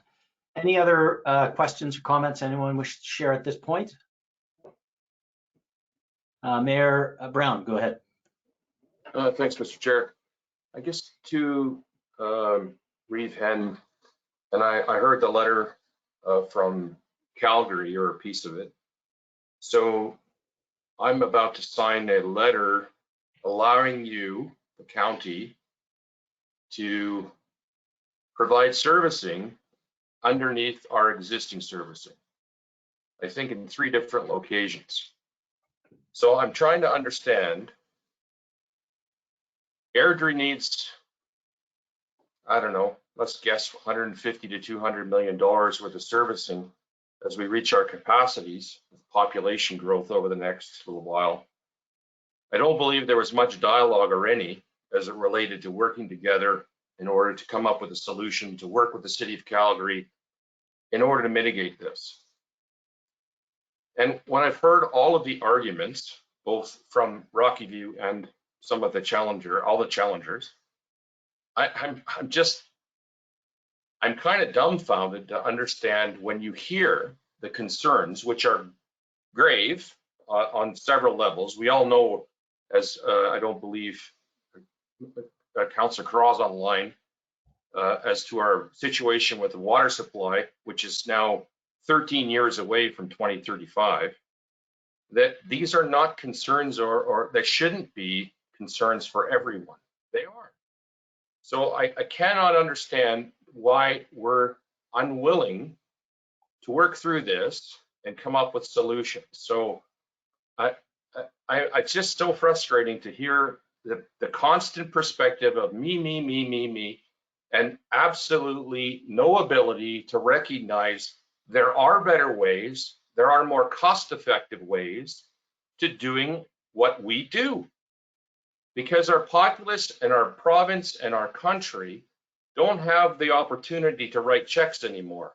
We need to figure out how we're going to do it right the first time. And these plans don't present. I'm sorry I'm making a statement more than a question, but Mr. Chair, I mean, at the end of the day, we're putting pipes underneath our pipes. It makes no sense whatsoever. And if that's the future of what we're trying to achieve at this board, maybe we shouldn't be here. Maybe it should be a free-for-all. And everybody just do it. And then when we're short on cash, we'll phone the province and ask them to deliver a granting opportunity, or we need a check because our populace can't afford it. At some point, it has to come to a head, and I'm glad we're at this point right now where we can finally get the tough stuff out there and we can finally move forward. Thank you, Mr. Chair. Thank you, Mayor Brown. I don't see anyone else on the list. Perhaps Reeve Hen, I can go to you at this point, or Revo, you wanted to make a comment. Reeve Hen, I'll allow you to go last if you'd like. I'd like to continue on that path. Revo, I'll have you on the list, and Mayor Chalmers after that. Go ahead, Revo. Thank you. I do kind of want to bring us back into how this is being evaluated today. So I'm just trying to clarify some things. I wasn't able to hear everything totally clearly. So I appreciate the explanation, because I think there was possibly some misinterpretations in what has been stated in the concerns. And then I appreciated some of the explanations from Rocky View County, just trying to make heads or tails of it. And I do want to say too that there's a new lobbying effort available now to residents. They know they can, if they don't agree with something, they not only can work with our councillors and our staff, but they can also go to the board and lobby. So again, you may not hear both sides, so we just have to be aware of the things that we put forward as to whether they're a complete story or complete picture. I do have a question for Rocky View County, and it's related to their presentation. In the context of the requirements as noted in the IGP, the interim growth plan, which is what we all need to judge these plans by, what does Rocky View County feel are some of the important improvements that these area structure plans are bringing to the area? I know you mentioned it in a very brief summary there, but if you could just clarify again some of the improvements, because if we could just recognize there is an area structure plan here and the effort here is to improve what is there as well, I'd like to hear from you on that. Thank you very much. Thank you. Mr. Kazmarsak, do you want to take that, or Rehen? Yeah, thank you, Chair, and through the Chair to Reva Ol. Thanks for your question. I think you've got the aspects totally correct there about kind of we're looking at existing community and the deficiencies of that community.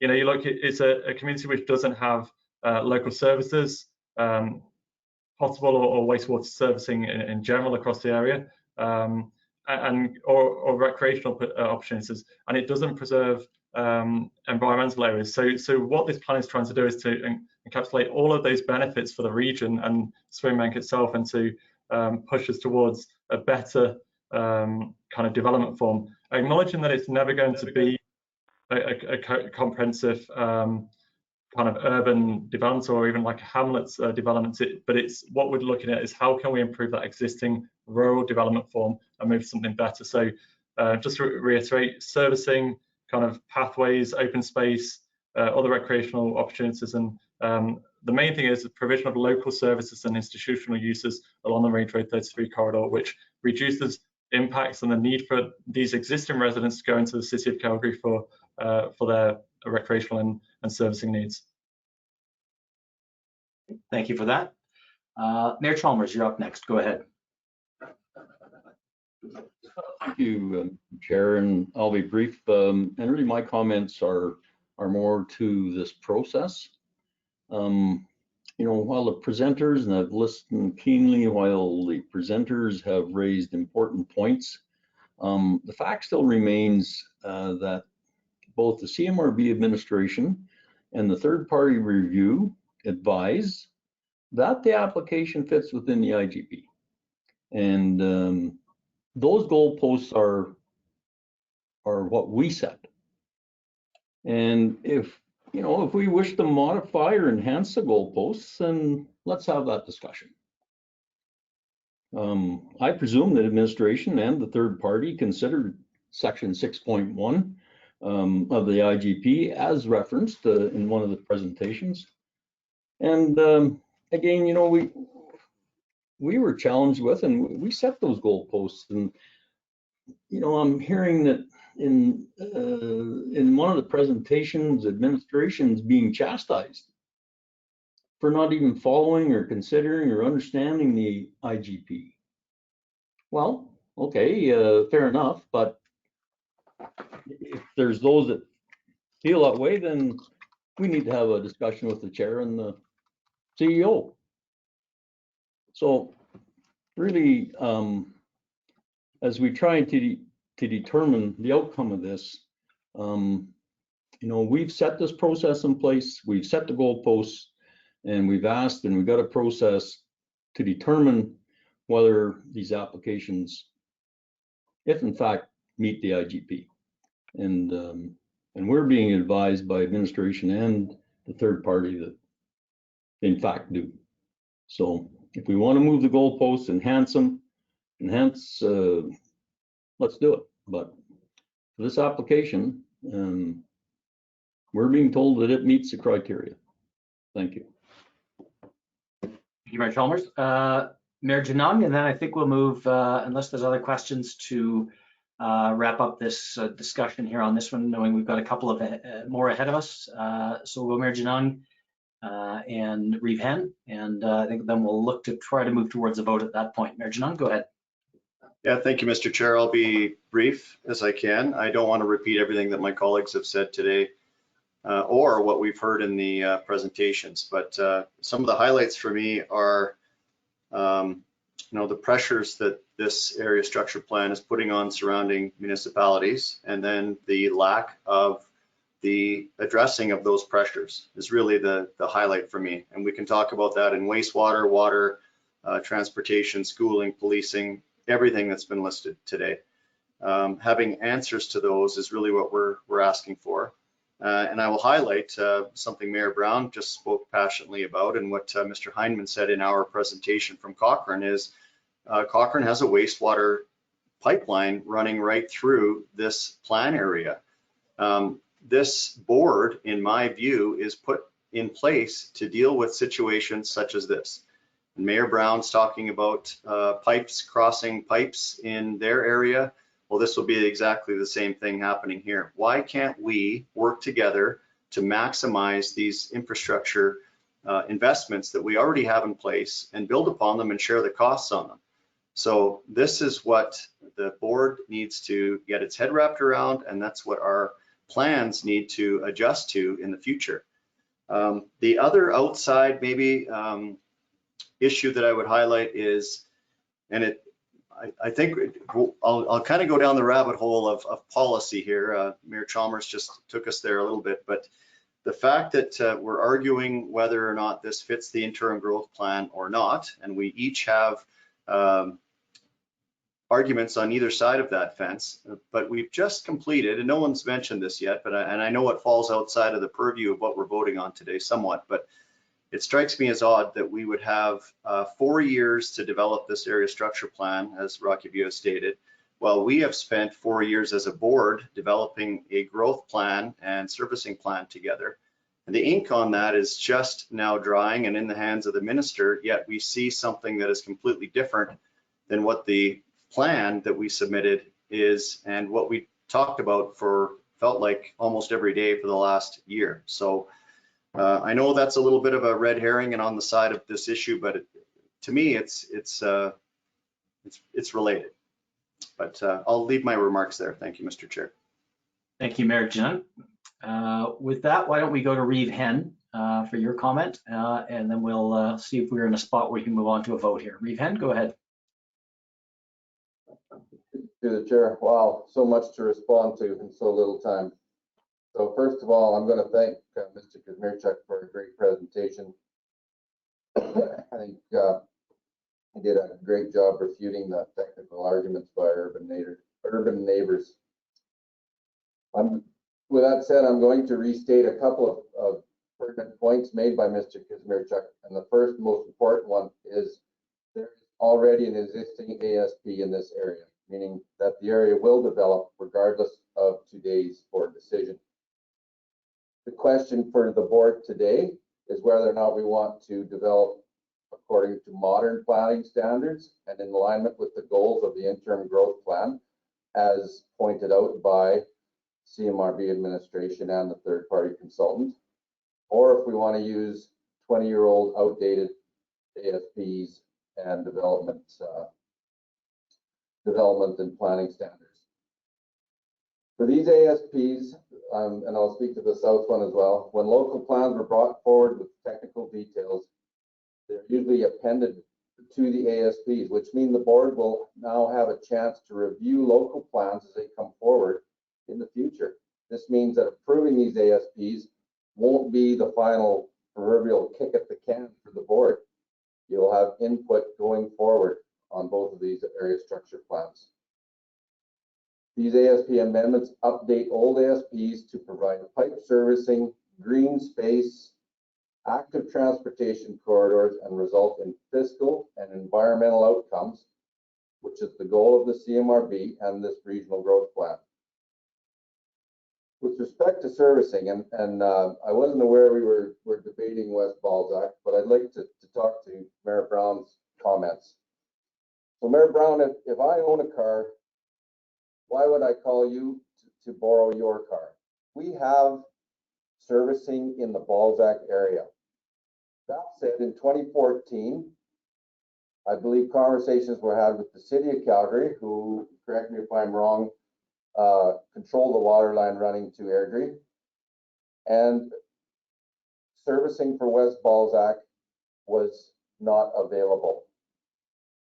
So again, we have servicing in the area. We ran under the highway, and yes, under your pipe, to service an area that needs water and wastewater. I don't understand why that's even an issue. So, but again, I don't want to get into debating West Balzac. And the same thing applies for, to Mayor Janung's comments, the same thing applies for this ASP we're talking about today. We have servicing in the area. Why would we not use our own servicing and optimize it as opposed to getting servicing off a municipality. You know what I mean? So anyways, so there are a number of submissions that ask why the county is not seeking servicing from our neighbors. However, Mr. Kazmierczuk has pointed out, the city of Calgary has made it abundantly clear they will not service county development, which is why we sought our own made in Rocky solution and have overcome these challenges. I'd like to ask my fellow CMRB members why it is only county plans being challenged. What is the point of having a third-party review and CMRB administration recommendation if our plans are found to be consistent? Plans that are found to be consistent are vetoed for political reasons. Today, we see politically motivated challenges to 3 plans deemed to be consistent with the interim growth plan by technical experts who judge these plans on their merit. The county is between a rock and a hard place where the submissions from fellow CMRB members contradict each other, but the bottom line is opposition to county development, no matter what we do or how much we adjust our plans in response to the comments from our neighbors. We see demands being made on the county that do not respect our internal processes and that are not being made of other CMRB members, such as cost sharing in an ASP. This calls basic fairness of this whole process into question. I believe Rocky View County is being unfairly targeted by the urban members of this board. So, you know, more on that. We're talking about, since I've been on this board, we've talked about celebrating urban and rural differences. So Airdrie's presenter said that the same acres in Airdrie, they could put 150,000 people in. Well, that's the difference. Not everybody wants to live in an urban setting, and they would like to live in a rural setting. Let's celebrate that difference. But again, I've heard that word since day one, or that phrase since day one on this board, and that's what's being proposed by, I believe, Airdrie and Cochrane in the same tone is completely against that principle. I would love it one day though, if instead of hearing just, you know, barriers and why this and why that, someone did come to the table with solutions. I haven't heard any solutions. Maybe that should be the first part of collaboration. And then on the last portion, I was actually going to do my best not to respond to Mayor Nancy's comments, because in my mind, the majority of it wasn't true. But Airdrie has sent a letter offering, or sorry, Rockview has sent a letter to Calgary suggesting mediation amongst elected officials that I believe Mayor Nancy has got, because we've talked about it. So again, the saying that he's not willing to come to the table and mediate things, again, untrue. And again, I can't, the piece about the landowners, I'll be honest, I have no idea where that came from or where he was going with that. We obviously work with our landowners daily in area structure plans and all types of development, so I no idea where that came from. I'll finish up there, but again, it's disappointing to me that I see this as purely politically motivated and just opposition to urban or to rural growth. Thank you. Thank you very much, Reeve Hen. We'll move in now to a vote on the motion before us. A reminder of the motion, moved by Reeve Hen, seconded by Reeve Ohl, that the board approve IREF application 2021-02 for the Rocky View County North Springbank Area Structure Plan. Before we move to that vote, Reeve Ohl, go ahead. Mr. Chair, I was just wondering if you're going to do a recorded vote for all of these votes, which are very vital to have that record. I will accept that request for a recorded vote for this and 5A, B, and C. Is that what you're asking for? Thank you kindly. All right, that is what we will do. We'll do a recorded vote then for this. Again, the motion that the board approve IREF application 2021-02 for the Rocky View County North Springbank Area Structure Plan. Starting with Airdrie, how do you vote? Airdrie's opposed. Thank you, Mr. Chair. Calgary? No. Chestermere? In favor? Cochrane? Opposed. Foothills? In favor? High River? In favor. Okotoks? Opposed. Rocky View? In favor? Strathmore? Opposed. Wheatland? In favor. And that motion fails on a 5-5 vote. Okay, let's move on then. My intention is to get through the 3 IREF challenges and then take a break. I know it's been a long day so far, but let's keep rolling if it works for everyone. Same process as before. We're going to now hear, we're going to ask that the proponent, Rocky View, move the motion, admin presentations, those challenging, the proponent, the debate, and then the vote. I suspect given the similarity here, we may find that this one moves a little more quickly. So with that, I will ask for Reeve Hen, if you could please put the motion on the floor.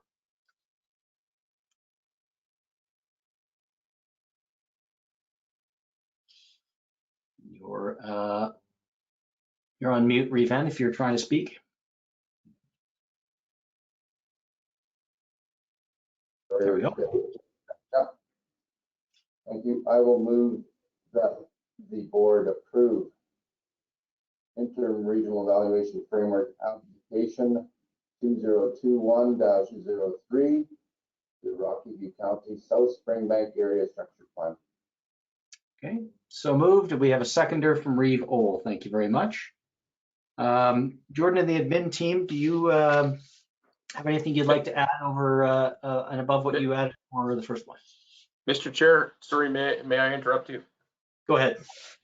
I apologize. I don't know if my colleagues are aware, but our wonderful Councillor Coulson's husband passed away, and there was no representatives from Airdrie available to participate in this vote. So I have 2 questions.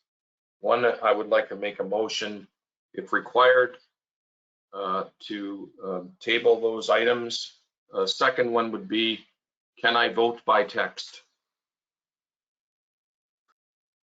The first one, I think we won't be able to table because we need to get through these here by the rules that we'll address it for the first meeting immediately after. I think we need to get through these 3. I think the whether we accept the vote by text, one of the conversations we've had prior is that if members have connectivity issues, and we've had that before, where they would text in a vote directly to the chair. I know we've seen that happen before. I just want to put that out to the board. It's a little unusual. Unfortunately, I know this is a very extenuating circumstance. Would any board member have an objection if I was to send a note to Mayor Brown when the vote came up? If we accept his vote by text, if there's no objection from the board, we'll do so. Any members have an objection to doing that? Okay, I'm hearing none and seeing none. Mayor Brown, are you comfortable with that if I was to send you a text at the time for the vote? Yeah, and I appreciate that, and I'm challenged because I can't hear the debate. So I know where my position stands at the moment, but I always like to leave that open for the opportunity to change my mind, I guess. So I have to think about that, but I appreciate everybody's indulgence, and I do apologize.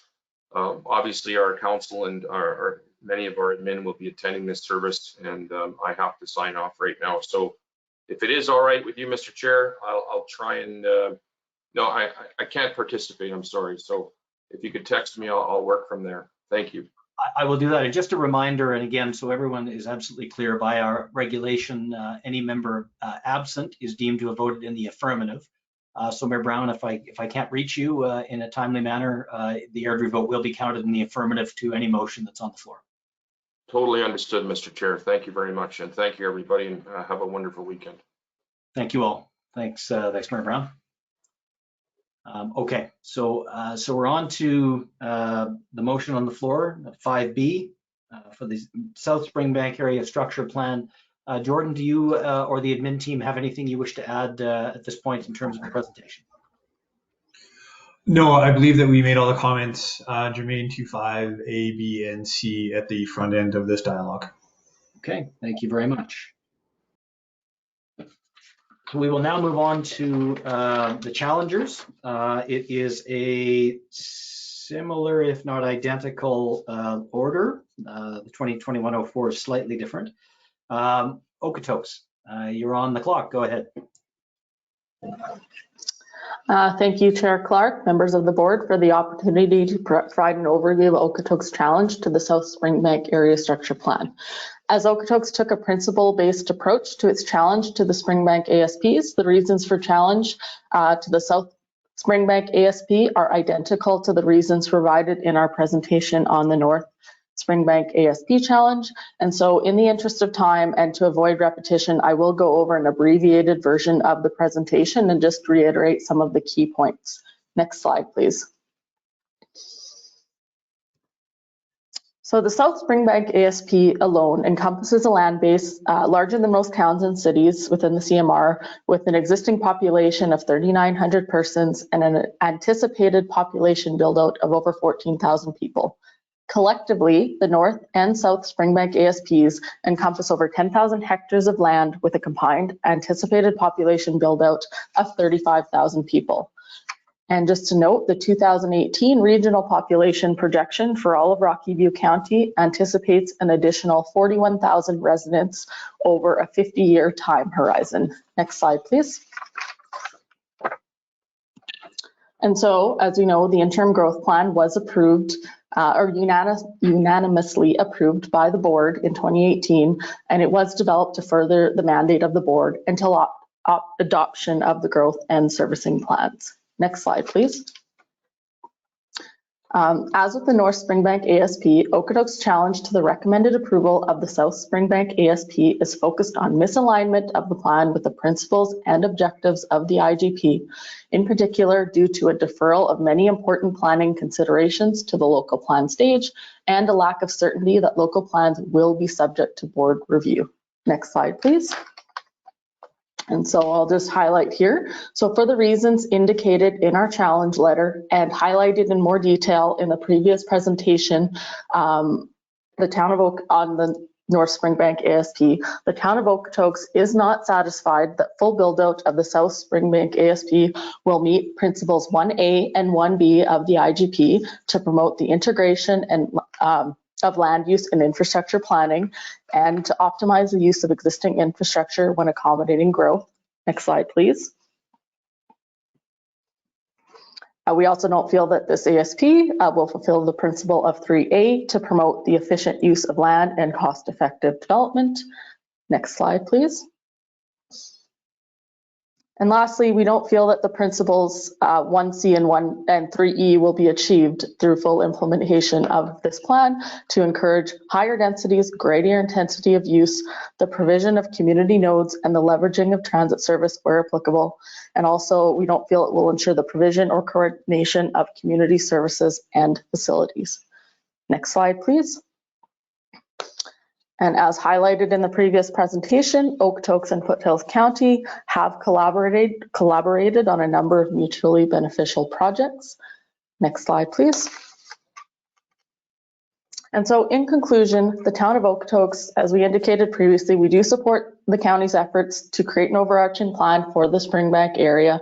However, the lack of a clear phasing strategy to guide future growth within the Springbank area coupled with deferral of many important planning considerations to the local planning stage, and uncertainty with board oversight of local plans does not provide the town with certainty that full implementation of the South Springbank Area Structure Plan will result in a pattern of development that is consistent with the principles and objectives of the interim growth plan.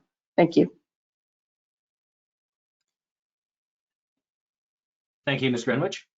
Do any members have any clarifying questions for the town of Okotoks? Hearing and seeing none, we'll move on to Airdrie. Mr. Utes, I believe you are up next. Thank you, Mr. Chair. In the interest of the board's time, we'll simply go in lieu of my presentation and identify that we have the same concerns for South Springbank as we do for North Springbank, noting that there are actually fewer residents from more land with this, and that we have the same concerns about the environmental impacts from the lack of servicing strategy. So with that, Mr. Chair and the board, thank you very much. Thank you very much. Although brief, does anyone have any clarifying questions for Airdrie? All right, seeing and hearing none, we will move on to the City of Calgary. Aaron Enshi, Mr. Younger, you have a brief presentation you wish to share? Yes, Neil, I'm going to ask you to do the thing I ask you to do when we're late on meetings. Whip through it to only the important parts, please. Thank you, Your Worship. I will follow the lead of my colleagues from Okotoks and Airdrie. The majority of our concerns that were identified through a separate review of the South Springbank Area Structure Plan are the same issues that we have identified with the North Springbank Area Structure Plan. Rather than repeat them, I would just like to say, if we could skip to the next slide, please. Again, following our comprehensive review of both the plan and the supporting technical documents, the city has reached the position that the proposed plan is not aligned to the principles, objectives, and specific policies of the interim growth plan, and that we believe the rationale for approving the plan does not reflect the full intent of the interim growth plan and the interim regional evaluation framework process. And again, rather than repeat the specifics, they are contained in the board's package, and I would be happy to answer any specific questions that anyone may have. Thank you. All right, Mr. Younger, thank you very much. Does anyone have any questions for the City of Calgary? Seeing and hearing none, we're on to Cochrane. Mr. Hyman. Thank you. Following my colleague's lead, our letters on June 25th and our presentation was intended to cover both the North and South Springbank ASPs. So I do not have any additional information to share at this time. I would just simply reiterate that the town of Cochrane is not in a position to support the South Springbank Area Structure Plan, and we do not agree that the plan is consistent with the IGP and we would conclude our presentation with that. Thank you. Thank you, Mr. Hyman. Any questions for Cochrane? Okay, seeing and hearing none, we are on to Rocky View County. Mr. Kusmersak or Reeve Hen, you have any presentation you'd like to make? Go ahead. Thank you, Mr. Chair, and I will be brief. I think we can see where this is going on this one following the North Springbank plan. So there are some subtle differences with the South Springbank plan, which we'd like to make the board aware of. So once we get the slide deck up, I can take you through it.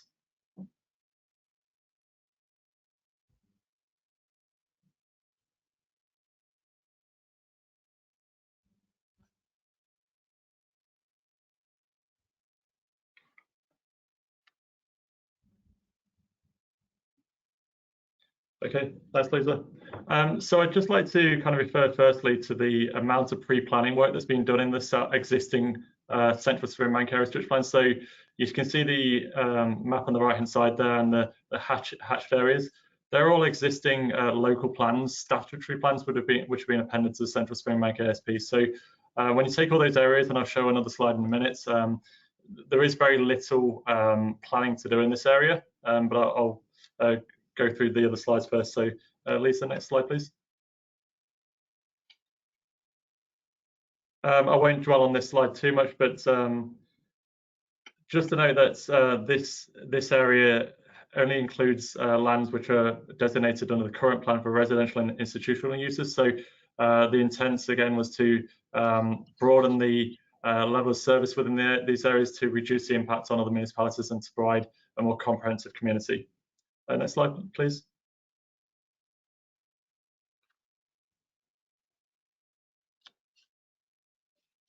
So again, just to reiterate the support for the municipal development plan in 2013 for this as a country residential area.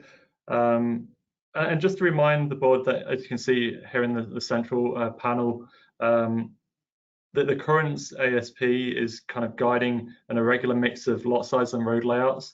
And the current average density of these fragment areas are equivalent to a 5-acre lot at 0 units per acre. So again, does the region really want to see continuation across the Springbank area of that development form?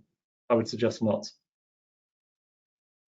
I'd also kind of what's distinct about this area is on the far eastern side of the plan. Obviously, there's the pending West Stony Trail ring road extension. And then what I'd suggest is when an objective of the interim growth plan is to optimise use of the existing infrastructure, I would ask whether this type of country residential developments particularly makes sense adjacent to that kind of infrastructure. So we often talk about the need to make cost-effective decisions on infrastructure. And this is an area where, from the county side, it's not being able to contribute towards provincial revenue generation that offsets the infrastructure costs associated. So next slide, please, Lisa. So just to explain the strategy for South Springbank, much of the area would continue towards country residential infill, just simply due to the inability to kind of look at another development form. You can see from the map there's pockets of quarter sections or kind of half a quarter, 80 acres where you know, you can't really get any servicing or access challenges maybe there to kind of provide a more comprehensive community and compatibility issues as well. So I think what we try to do is where there is provision for country cluster, we've shown that, and that's shown in the pink areas here. So and again, the idea of moving towards cluster is to provide pathway connectivity, service and opportunities, wildlife corridors, and solutions for the existing access issues that we're seeing already in Springbank. So again, with respect to the phasing of growth, if we can just have the next slide, please. As with the North Plan development isn't contiguous due to the previous subdivision that's occurred, the principles of a typical urban expansion don't apply here. The council identified 2 areas which would require major ASP amendments. And the first is, you can see in the top left-hand corner there, the community core. So that's roughly a section size. And that's where we would look to continue the school provision and recreational service provision to create a more advanced community core with local amenities that would reduce the need for residents to go into the city of Calgary or the town of Cochrane. So the second area, acknowledging the servicing challenges on the eastern side of the South Springbank, is 4 distinct kind of areas which would require ASP amendments adjacent to the ring road, as I've suggested. So we acknowledge there's further collaboration required with Calgary in these areas on matters such as servicing, transportation and transit, and there's a significant potential to go to high densities. So we've earmarked those, and we've suggested that a major county ASP amendments would be required for those lands. So I'd now just like to show the board what no areas we're actually planning in Springbank when we take out those built out areas, the areas that would continue to be country residential, the areas that already have a local plan, and finally those areas I just mentioned that require a major ASP amendment. So next slide, please, Lisa. So you can see the level of land that's taken out there, and we're just left with basically a single urban interface area and country cluster. So what I'd like to, again, for the board to keep in mind is that 50% of this area would be open space. And in general, the board did, well, 8 out of 10 members supported the idea of country cluster at certain densities. So I acknowledge that Calgary and Cochrane objected to that idea, but there is general support for country cluster. Next slide, please. So with respect to servicing, I'm not going to go over the Harmony and Calalta plants, but I'll simply restate that we have viable and efficient service and options for South Springbank. Not only that, the existing country residential areas have a number of water co-ops that service them already, and they could be extended to the new infill country residential areas. So there is also the opportunity for cluster residential to tie into the piped regional service when it comes available, or to develop decentralized systems as appropriate. And again, I would just like to reiterate the fact that this is a massive improvement, even if we were to get half the development in this area, to move away from country residential and those septic fields and water wells. Next slide, please. So I only managed to briefly touch on this on the previous presentation, but I'd just like to reiterate that both the North and South Springbank ASPs have entailed structured and thorough engagement with Alberta Transportation and the City of Calgary. So we've also included policies in the plan to maintain the integrity of the regional mobility corridors, principally the Highway 1 corridor. And the same with the North Springbank. We've ensured local collector roads to keep traffic away from off the Highway 1 kind of corridor. For transit, although there's the limited potential for transit across much of the country residential areas due to lower densities, those areas requiring a major ASP amendments, which I showed previously, would require specific consideration of transit and collaboration with Calgary and other stakeholders on the matter. The ASP does again support active transportation options through the identification of pathways, and this ensures connections between the anchor of the community core and the City of Calgary. Active transportation routes would be more difficult to achieve in this case due to the number of built-out country residential areas, but proposed cluster areas would offer potential to improve upon this worsening situation. Final slide, please. So I'm not going to dwell again on the interim growth plan alignments. The county believes it's demonstrated fully. It is in compliance and it supports CMRB administration's recommendation and their sound interpretation of the proposed statutory plan. I would again, to Reeve Hen's points, point out the inequity of the county being held to an apparent higher standard than others that have been through the CMRB process. And the county is disappointed to be challenged on matters such as phasing, servicing and density, when all these matters from the council's perspective have been clearly addressed through the plan. Further ASP amendments to define the higher density areas would also come before the board, allowing oversight on development in the area. So when we look at the higher intensity areas, they would be covered and have fulsome public consultation and review by the board. So I'd just like to reiterate the final points that the ASP presented today provides significant improvements on the existing plans adopted over 20 years ago. And that's in line with all statutory plans. So the opposition to county services and solutions and gradual population increases, which are insignificant within the wider regional context, does not acknowledge the regional benefits that would be accrued. If the board is minded to refuse this IRF application, the contradictory nature of some of the challenge comments and the lack of definition to what would make the ASP acceptable leaves the council to conclude that some members do not wish to see Springbank develop any further, despite the significant opportunities for economic growth. Thank you, Chair. Thank you, Mr. Kuznarczak. Anyone have questions specifically for Rocky View County? Okay, we will move on now. Sorry, I have a question, actually. Yes, go ahead, Acting Mayor Thorne. Go ahead. In the map that you had shown, you talked about the community core, and that's where you're going to offer institutional services and community services. Can you expand for me what is being planned for there, and like what you've got mapped out to be offered in the area, and what is currently there and what currently exists? Yeah, thank you through the chair. Thank you for the question. So the community core currently has the Springbank Part 4 seasons and Springbank High School, which are at the southern end of that kind of section. We have 4 of the further schools along that corridor, including middle schools and elementary schools. We have a heritage club, and I think that there are a number of soccer fields and general playing fields in that area. So it is kind of fragmented, and so what the county's proposal is to develop a local plan, a statutory local plan, which is a major document which would again come before the board, and we would define uses for that area. Initial kind of vision for the area may be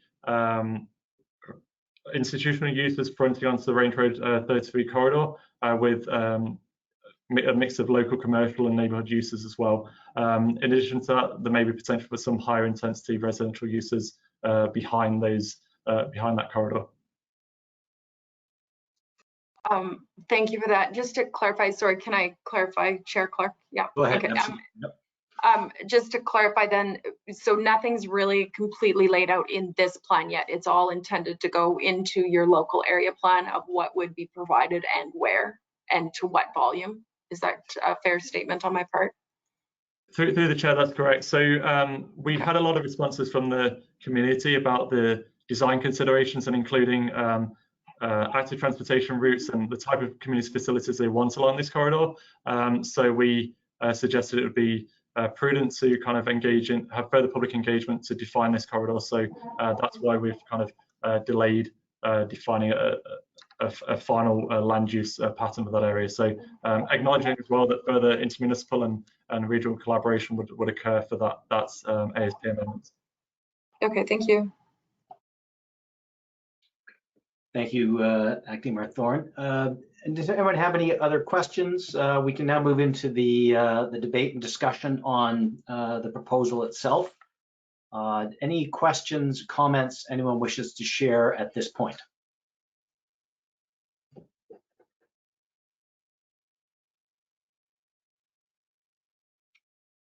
Okay, if there are none, we can move into the vote. I'll just pause briefly again here.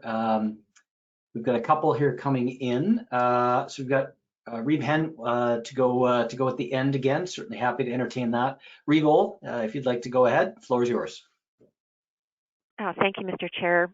I'd just like to comment about today's proceedings with regards to the IREF challenges, and that the process that we are witnessing today clearly identifies this board's ability to actively undermine democracy, given that an elected council can walk a plan through public consultation with its electorate, conform to a regional plan, and meet the test for evaluation through the CMRB admin and the third-party professional planning consultant.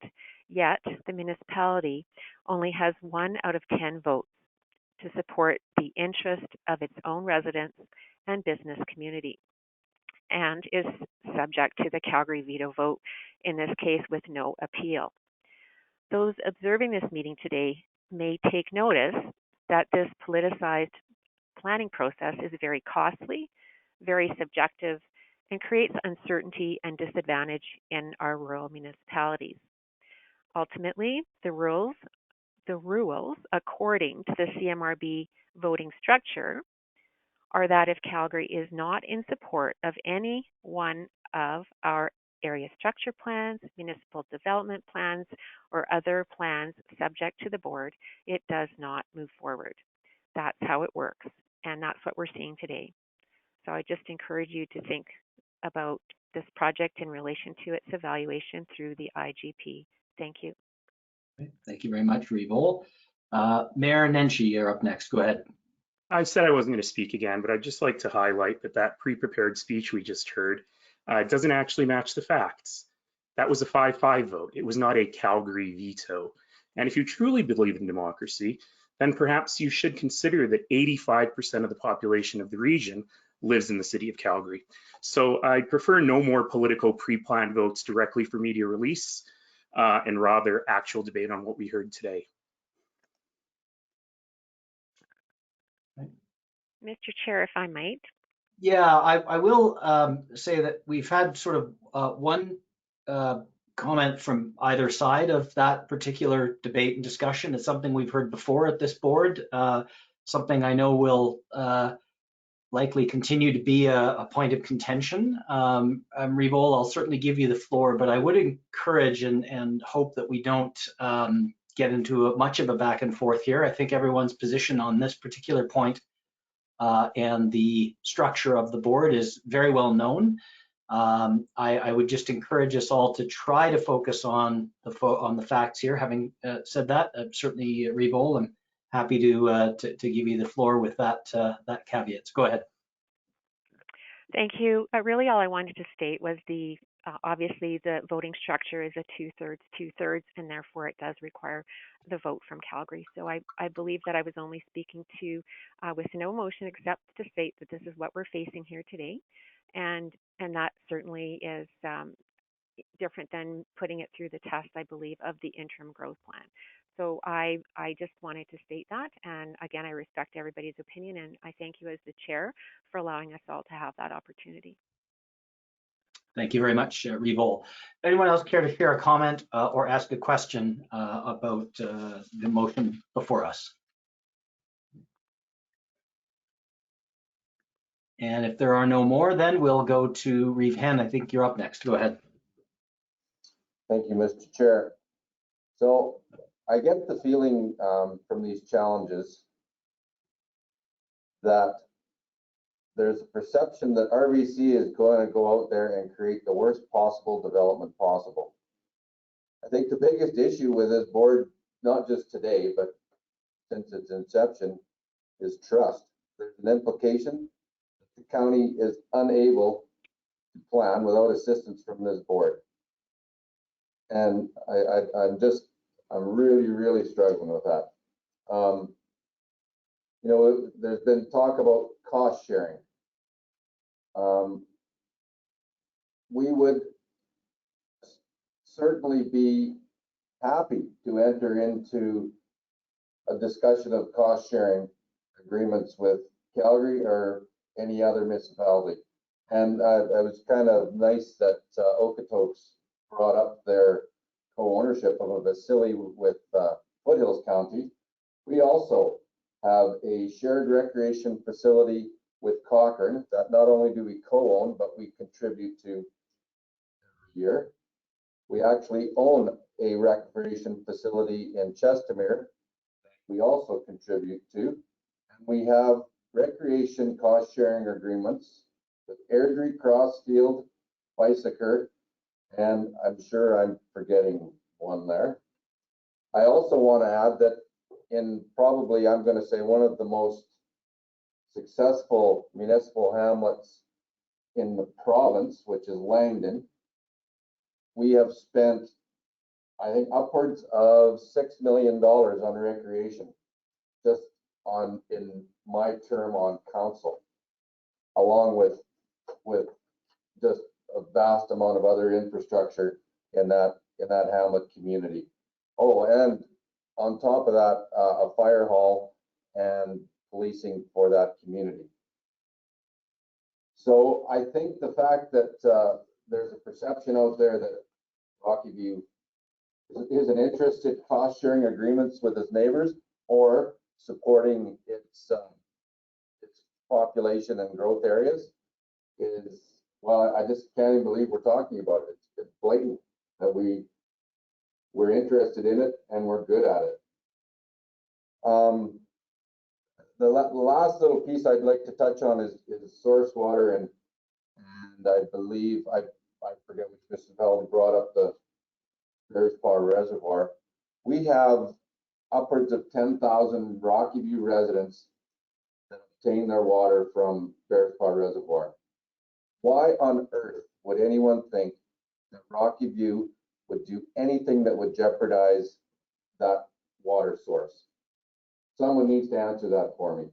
That there would be any contemplation that we would allow development that would somehow interfere with water in Bearspaw Dam, the Elbow, or the Bow Rivers.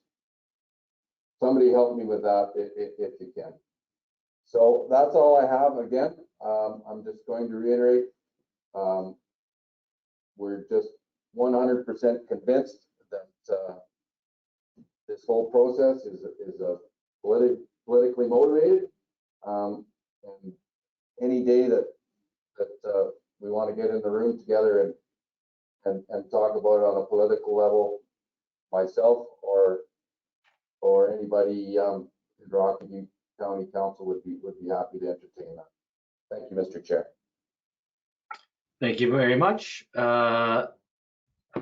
Reeve Hen. And I believe that's, does anyone else have any other comments or questions you wish to ask at this time? And if not, we'll move into the vote. Okay, moving on to the vote then. The motion before us, moved by Reeve Hen, seconded by Reeve Ohl, that the board approve the IREF application 2021-03 for the Rocky View County South Springbank Area Structure Plan. I've just texted with Mayor Brown. He's been listening and his vote is no from Airdrie. Moving to Calgary then, how do you vote? No. Chestermere? In favor? Cochrane? Opposed? Foothills? In favor? High River? In favor? Okotoks? Opposed. Rocky View? Favor. Strathmore? In favor. Wheatland? In favor. Okay, that motion fails 4-6.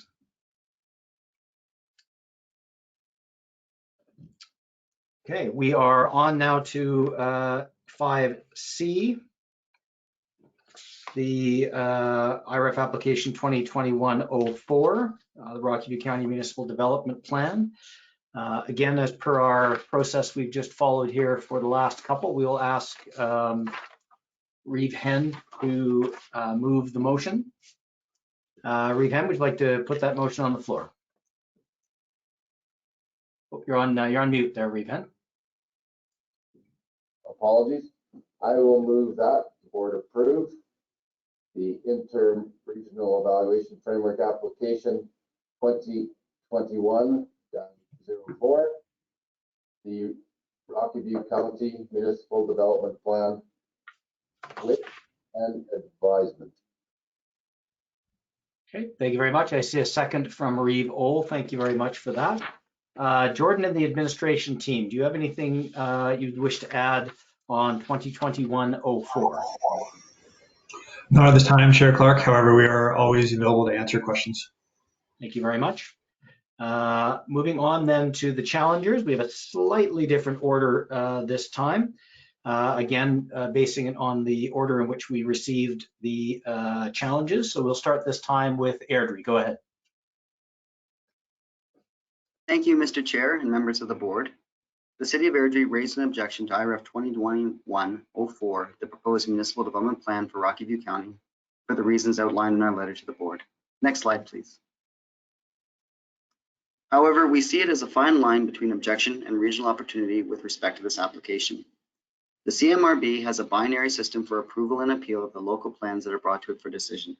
Yet some of the larger issues that face us as a region do have an additional degree of complexity and nuance. As we will discuss in more detail to come, we certainly object to the aspects of this plan that we see as having negative impacts on the region, including a lack of development control, dispersed and inefficient forms of development, lack of intermunicipal coordination for servicing, and impacts on existing services and developments in neighboring communities. But we also see the opportunity to work with our neighbors to amend policies and coordinate on both infrastructure and agreements for services to the mutual benefit of the regional taxpayer.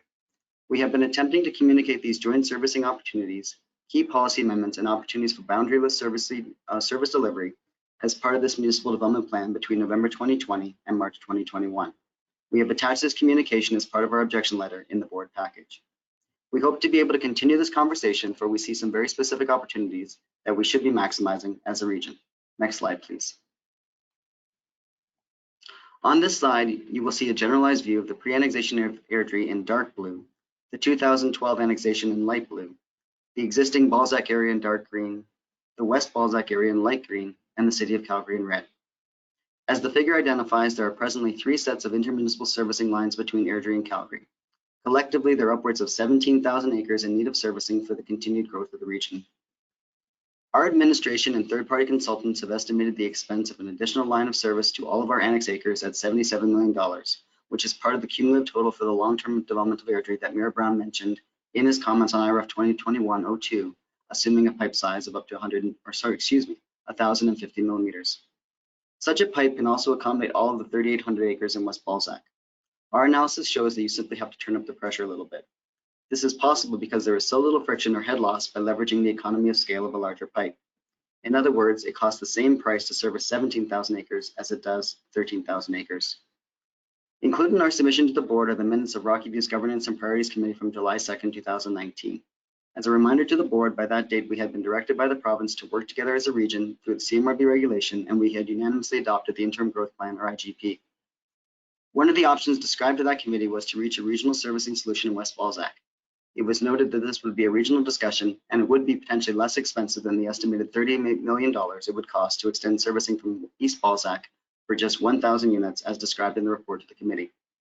Since that time, a 400-millimeter servicing line has been stubbed from West Balzac at a cost of $30 million in levies to the development industry and $8 million to the Rocky View taxpayer, or potentially the provincial taxpayer through a potential grant application as described in the committee report. The line runs directly perpendicular to the existing servicing lines between Calgary and Airdrie. Appreciating the arguments for local autonomy, this is not in keeping with what the province has asked us to do as part of the CMRB regulation. It is not in alignment with Section 2, Principle 1B, which requires us to optimize the use of existing infrastructure to accommodate growth. It is not in line with Section 3.4.5, which requires us to collaborate to make cost-effective use of existing and planned infrastructure. Notwithstanding these costs, there remain regional opportunities. Outlined and highlighted in yellow is an approximation of the higher elevation areas in North Calgary, West Balzac, and the west side of Airdrie. Alignment of a future servicing connection in this location provides the following regional advantages. 1, opportunities for stage construction in concert with contiguous growth, or 2, the opportunity for economy of scale of construction, and opportunities to provide system looping and redundancy, and opportunities for gravity flow and avoiding expensive reservoirs and booster stations to service the higher elevation zones. We believe that this is what the province had in mind when they asked us to work together for beneficial outcomes for all taxpayers and to bring outside investment to the region. Next slide, please. We note that this plan proposes a very substantial supply of priority growth areas in all parts of the county. Notwithstanding the requirement for land use efficiency, which we will discuss in more detail in our next slide, there are certain aspects about the sharing and equalization of growth benefits and expenses that we have agreed to consider as a region as part of the unanimously adopted IGP. Section 3.2.2 of the IGP states that municipalities should collaborate to coordinate land use planning, infrastructure, and service provision with other municipalities. Our letters to Rocky View on this MDP continued our request to reach agreements for coordinated delivery and cost sharing for services and facilities in the fields of recreation, transit, library, and others. The simple fact is that human capital, service demands, and impacts are fluid, but investment, revenue, and expense are not. So presently, what we put where matters, as does the vision of those costs and benefits. Like the county and our other municipal partners, we see growth as a good thing. Focusing growth to key locations reduces environmental and infrastructure costs for everyone, including the province, and sharing the benefits and costs of attracting growth to the region actually creates more opportunity by allowing us to attract investment as a region and providing certainty for the level of services and the quality of life that future businesses and residents can expect. We believe that this is what the province expected of us when creating the CMRB regulation and what we expected of ourselves when we unanimously accepted Section 3.2.2 and Section 3.2.3D of the IGP. Through the application of these policies, no one municipality or service is left to carry the load. Regrettably, we are forced to look at the kilometers of non-residential development proposed in this plan north of our borders for its impact on our residents, the manner in which it will disperse transportation, and the likelihood that it will accelerate the need for major investments from the province on Highway 2. Yet the opportunity exists to address that. Next slide, please. Per our comments to this point, our concerns with the proposed MDP from Rocky View are threefold. 1, the land use concept and the associated policies do not adequately focus growth to key locations, and they do not correspond to the population and employment projections that have been unanimously adopted by the board. From the maps presented as part of the RF submission, the residential and employment primary growth areas total more than 150,000 acres, or 632 square kilometers. This substantially increases the growth areas that have been identified by the county and which had a proposed full build-out residential population alone of 175,000. This exceeds the approximately 25,000 anticipated to be attracted to the county over the next 30 years from the unanimously adopted regional population projections. This does not counter and cover the proposed employment areas. We also note further that the county has defined through policy that growth should go to these potential areas. Requests from the City of Airdrie to convert this to stronger language with the use of word shall were defeated as motions by Rocky View Council, with confirmation of that vote provided in our submission. For the benefit of the region, more directive language needs to be provided to concentrate growth to strategic locations, and a greater degree of alignment needs to exist between the planned areas and the forecasted population. allowing us to focus investments and avoid extraneous infrastructure expenses. Secondly, the proposed MDP does not include adequate language to mitigate the impacts of growth on member municipalities. Per our submission letter, this proposed MDP identifies massive areas for potential growth and provides little direction to mitigate the impacts that growth will have on the social services and infrastructure on adjacent municipalities.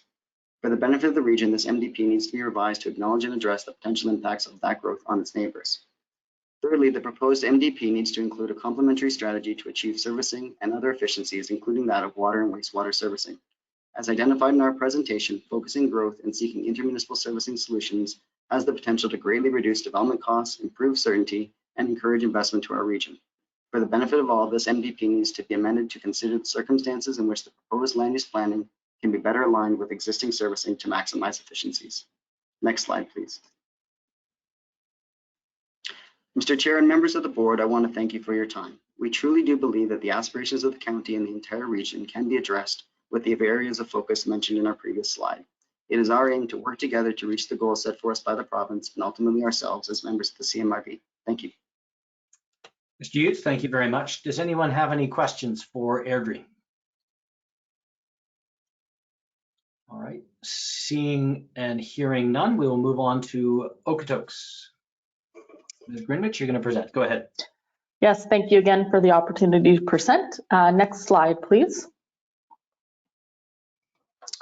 So the proposed municipal development plan contemplates approximately 5,800 new dwelling units and about 1,800 persons throughout the county over the next 20 years.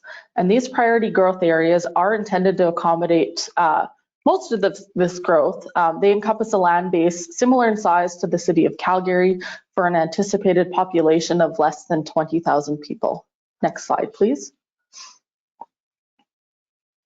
And though the proposed new MDP does not align with the recently approved growth plan, the town's challenge to this IREF referral is based on misalignment of the plan with the principles and objectives of the IGP, which were developed to further the mandate of the board until the full growth plan was developed. Next slide, please. So the MDP identifies a number of priority growth areas for residential and employment growth. However, the town of Okotoks' position is that the plan lacks sufficient guidance to ensure projected growth is accommodated in a manner that fulfills the principles of the IGP. The MDP lacks a clear growth management strategy and defers to the ASP stage a number of important planning considerations, such as determination of servicing and infrastructure requirements and provision of community services and facilities. And as noted in the previous presentations on the Springbank area structure plans, this deferral of important planning considerations is continued to the local plan stage, where there is uncertainty that these plans will be subject to board review in all cases. Next slide, please. So specifically, the town of Okotoks is not satisfied that full implementation of the ASP will achieve the IGB principles to promote the integration of land use and infrastructure planning and to optimize the use of existing infrastructure when accommodating new growth and to promote the efficient use of land and cost-effective development. As noted previously, the priority growth areas are substantive, rivaling the land base of the city of Calgary. And so a key concern with the identified priority growth areas is the absence of a clear direction on an appropriate sequence of development that reflects the servicing considerations and substantial build out of existing areas. And so the concern is that this approach could enable an overall dispersed pattern of development to occur, which would not meet the objective of achieving efficient use of land and cost-effective development, nor does it demonstrate an integration of land use and infrastructure planning. Also, through substantive use of the terms should, may, and where feasible in policy statements, the MDP facilitates numerous provisions for new residential and employment development to be considered outside of priority growth areas without plan amendment, and also for growth to be accommodated without the benefit of an area structure plan. Next slide, please. The MDP does not provide sufficient guidance to facilitate an overall higher density of development or intensity of use, nor does it provide sufficient direction to create the conditions for future transit to be considered as a viable option in the future. Though the plan has a statement encouraging higher densities, this stated intent is not matched by clear policy that will ensure higher densities are realized over the life of the plan. And furthermore, the lack of direction on expected infrastructure servicing levels enables abundant opportunities for dispersed low-density development to continue, which will not facilitate higher densities or a greater intensity of use. The absence of clear growth management and development phasing policies and the subsequent enabling of an ad hoc development pattern will not facilitate the conditions for transit service to be a cost-effective and viable option in the future. The MDP does identify transit as something that should be considered in ASPs, but it's not a requirement. And there are provisions in the MDP that would enable population and employment growth to be considered without the benefit of an ASP, raising the question of when transit would be considered. Next slide, please. It is also the town's opinion that the MDP does not contain sufficient policy direction to ensure that projected population growth is supported by the provision or coordination of community services and facilities. The MDP policies direct the need for community services and facilities to be considered at the ASP stage, which, as noted in the town's presentation on the Springbank ASPs, was further deferred to the local plan stage. As previously noted, the MDP includes provisions for population and employment growth without the benefit of an ASP. And lastly, the MDP does not contain a commitment from the county to pursue opportunities for the provision or coordination of community services and facilities, and instead defers this requirement to developers where deemed appropriate by the county. Next slide, please. I'll skip over this one. I think I highlighted this in the previous presentation. So next slide, thank you. And so in conclusion, the town of Okotoks appreciates the desire to provide flexibility in the MDP to consider unique proposals that may provide a benefit to the county and the broader region. However, this must be balanced with appropriate direction to ensure full implementation of the MDP will achieve the principles and objectives of the interim growth plan. The approach of providing for maximum flexibility to accommodate market demand, lack of growth management policies, and continued deferral of consideration of hard and soft infrastructure provision to lower order plans does not provide the town with certainty that full implementation of the MDP as written will guide growth within the county in a manner that achieves the principles and objectives of the interim growth plan. And so that concludes my presentation. Thank you for the opportunity. Thank you, Ms. Grumich. Does anyone have any questions for the town of Okotoks and their presentation on this item? Okay, seeing and hearing none, we'll move on to Calgary. Mr. Younger, floor is yours. Go ahead.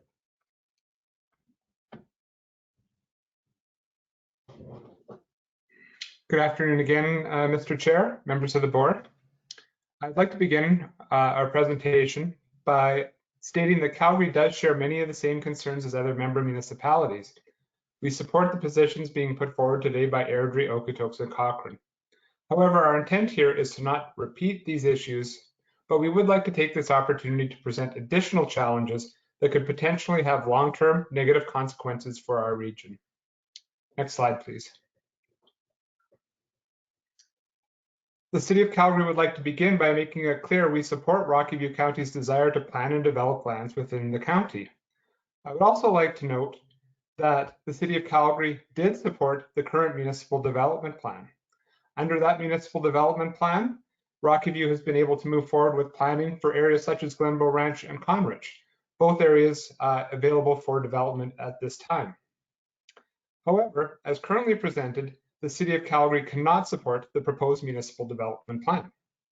The basis for Calgary's challenge is that the proposed MDP is not aligned to the principles, objectives, and specific policies of the interim growth plan. And again, that the CMRB administrative rationale for approving the proposed MDP does not reflect the full intent of the interim growth plan and interim regional evaluation framework. The position I'm talking to you today was reached through a comprehensive review of the plan and supporting documents, and the challenge was supported by the city's Intergovernmental Affairs Committee. Next slide, please.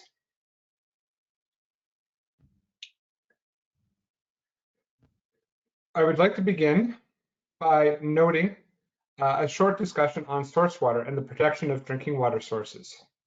The interim growth plan speaks to the need to protect this vital resource for our region. Calgary remains concerned that the MDP does not provide sufficient mitigation measures to address adverse impacts to regionally significant infrastructure, such as water treatment plants within the city of Calgary. It lacks a clear policy framework committing to mitigate these impacts that planning and development decisions will have on source water. Policy language for source water refers to missing information, as there is no environmental features on the growth concept map. This is confusing and makes subsequent policies less effective. For reference, that's page 15 and 34. Without a baseline surface water quality data or conditions, it is unclear how they can address the cumulative impacts of proposed and existing development on source water quality and drinking water sources. It is the city's opinion that policy direction is required in the MDP to further direct this work as lower order plans are developed. There appears to be a disconnect between servicing and urban type development. And without mitigation measures and policies, Calgary is concerned that development could adversely impact a major source water supply for our region. The city has provided a number of suggestions to Rocky View. However, they have largely not been included within the amended plan or the proposed plan. Next slide, please.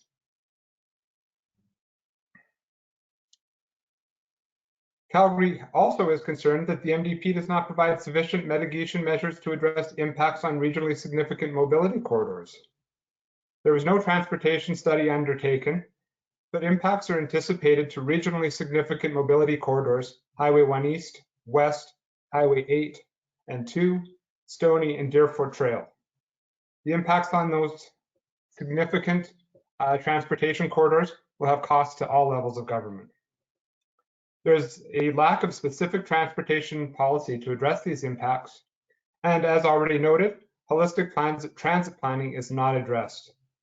Without an identified transit solution, the impacts of the scale of vehicle travel are expected to be felt on regional infrastructure and regionally significant corridors, both inside and outside of Calgary. In the spirit of time, I'd like to skip forward to slide 7, please. Thank you very much. In terms of consultation, unfortunately, unlike the previously mentioned 2013 plan, the engagement process has been left something to achieve. One introductory meeting was held, and we were not engaged during the concept development, which was a key milestone of the project. As a result, we first learned of the concept to grow in Calgary's growth corridors during the circulation of this plan. We felt that this left insufficient time to address issues as identified in circulations. And again, we were particularly surprised to note that county growth was proposed for City of Calgary identified growth areas as identified in our IDP. For example, half of Calgary's only industrial growth corridor is proposed to be planned on Figure 3, Future Planning Growth Priority Area. County growth is also proposed along 146th Avenue Southeast. Next slide, please. Again, we do have concerns with alignment to the interim growth plan. Again, we would note that deferral to later stages of planning is not provision. Many of the policies simply refer that they will be considered at a later point in time. We believe a lack of background studies has left adverse impacts not evaluated within the framework provided by the interim regional evaluation framework. We do not believe that the third-party review effectively considers downstream impacts to regional infrastructure within the City of Calgary. And there remains a lack of municipal agreements. For example, cost sharing for community services and infrastructure. Next slide, please. I spoke about this earlier, but just a reminder of the board mandate. The board mandate includes promoting the long-term sustainability of the Calgary metropolitan region, ensuring environmentally responsible land use planning, growth management, and efficient land use. And we note that the CMRB must act in accordance with the South Saskatchewan Regional Plan. With respect to IRES, the board must consider whether approval and full implementation, and again, an emphasis on the word full implementation, of a statutory plan or amendment would result in development that is consistent with the principles, objectives, and policies of the IGP. Next slide, please. We do believe we could move forward. There is, as Airdrie has so deftly pointed out, this is also an opportunity for our municipalities and the region to address the adverse impacts that may occur to regional infrastructure, corridors, services, and facilities in Calgary. There's an opportunity to develop municipal agreements for cost sharing, community services, and infrastructure. There's an opportunity for continual collaboration. And there's an opportunity to have logical and efficient growth tied to infrastructure. Next slide, please. The City of Calgary would thank you for taking time to listen to our presentation, and we would be happy to answer any questions the board may have. Okay, thank you, Mr. Younger. Before we move into questions and on to our next presenter, just wanted to note the time, it's 2:30. We'll see through this agenda item 5C, but then we'll defer agenda items 6, 7, 8 in our roundtable to our next board meeting on Friday, the 10th of September, when in fact we're going to all be together in person. So just wanted to give you that quick update. We'll try to get through this as efficiently as we can. Any questions for the City of Calgary on their presentation? Seeing and hearing none. I just want to check in, Mayor Fuel, can you hear us? I'll send you a text as well just to make sure you're on. Can you hear us, Mayor Fuel?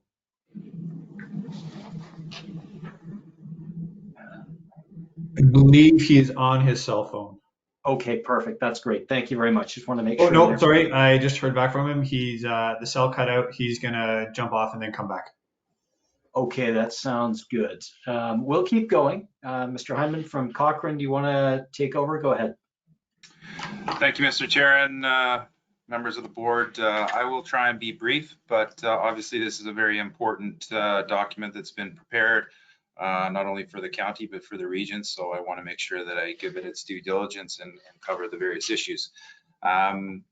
The town of Cochrane has reviewed the draft MDP, and we feel that many important details are being left to the area structure plan stage.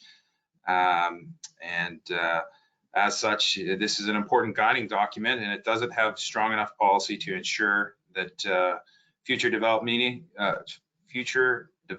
is meeting the objectives and principles of the interim growth plan. Next slide, please.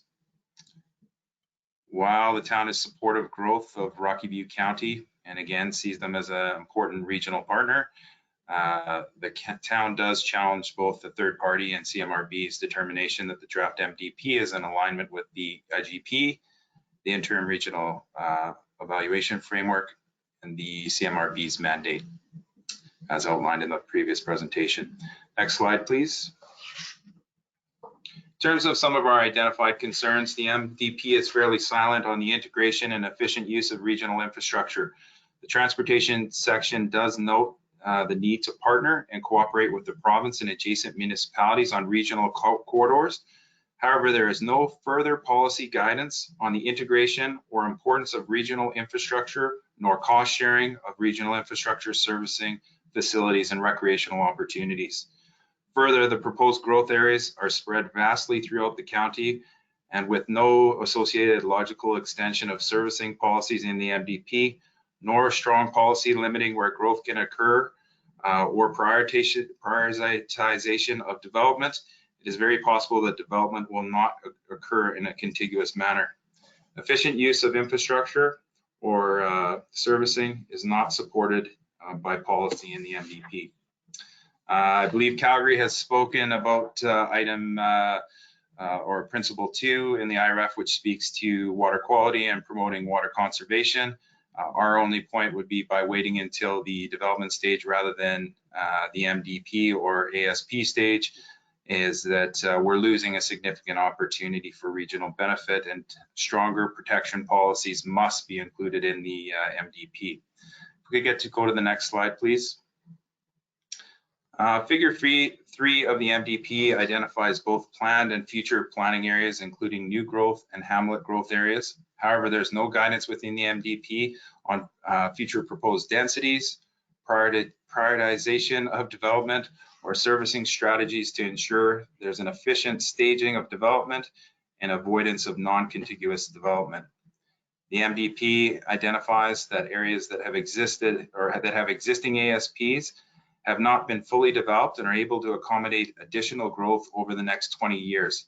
Yet there's also, it has also identified areas of additional or new growth areas and included policy for the new development to occur outside of priority growth areas.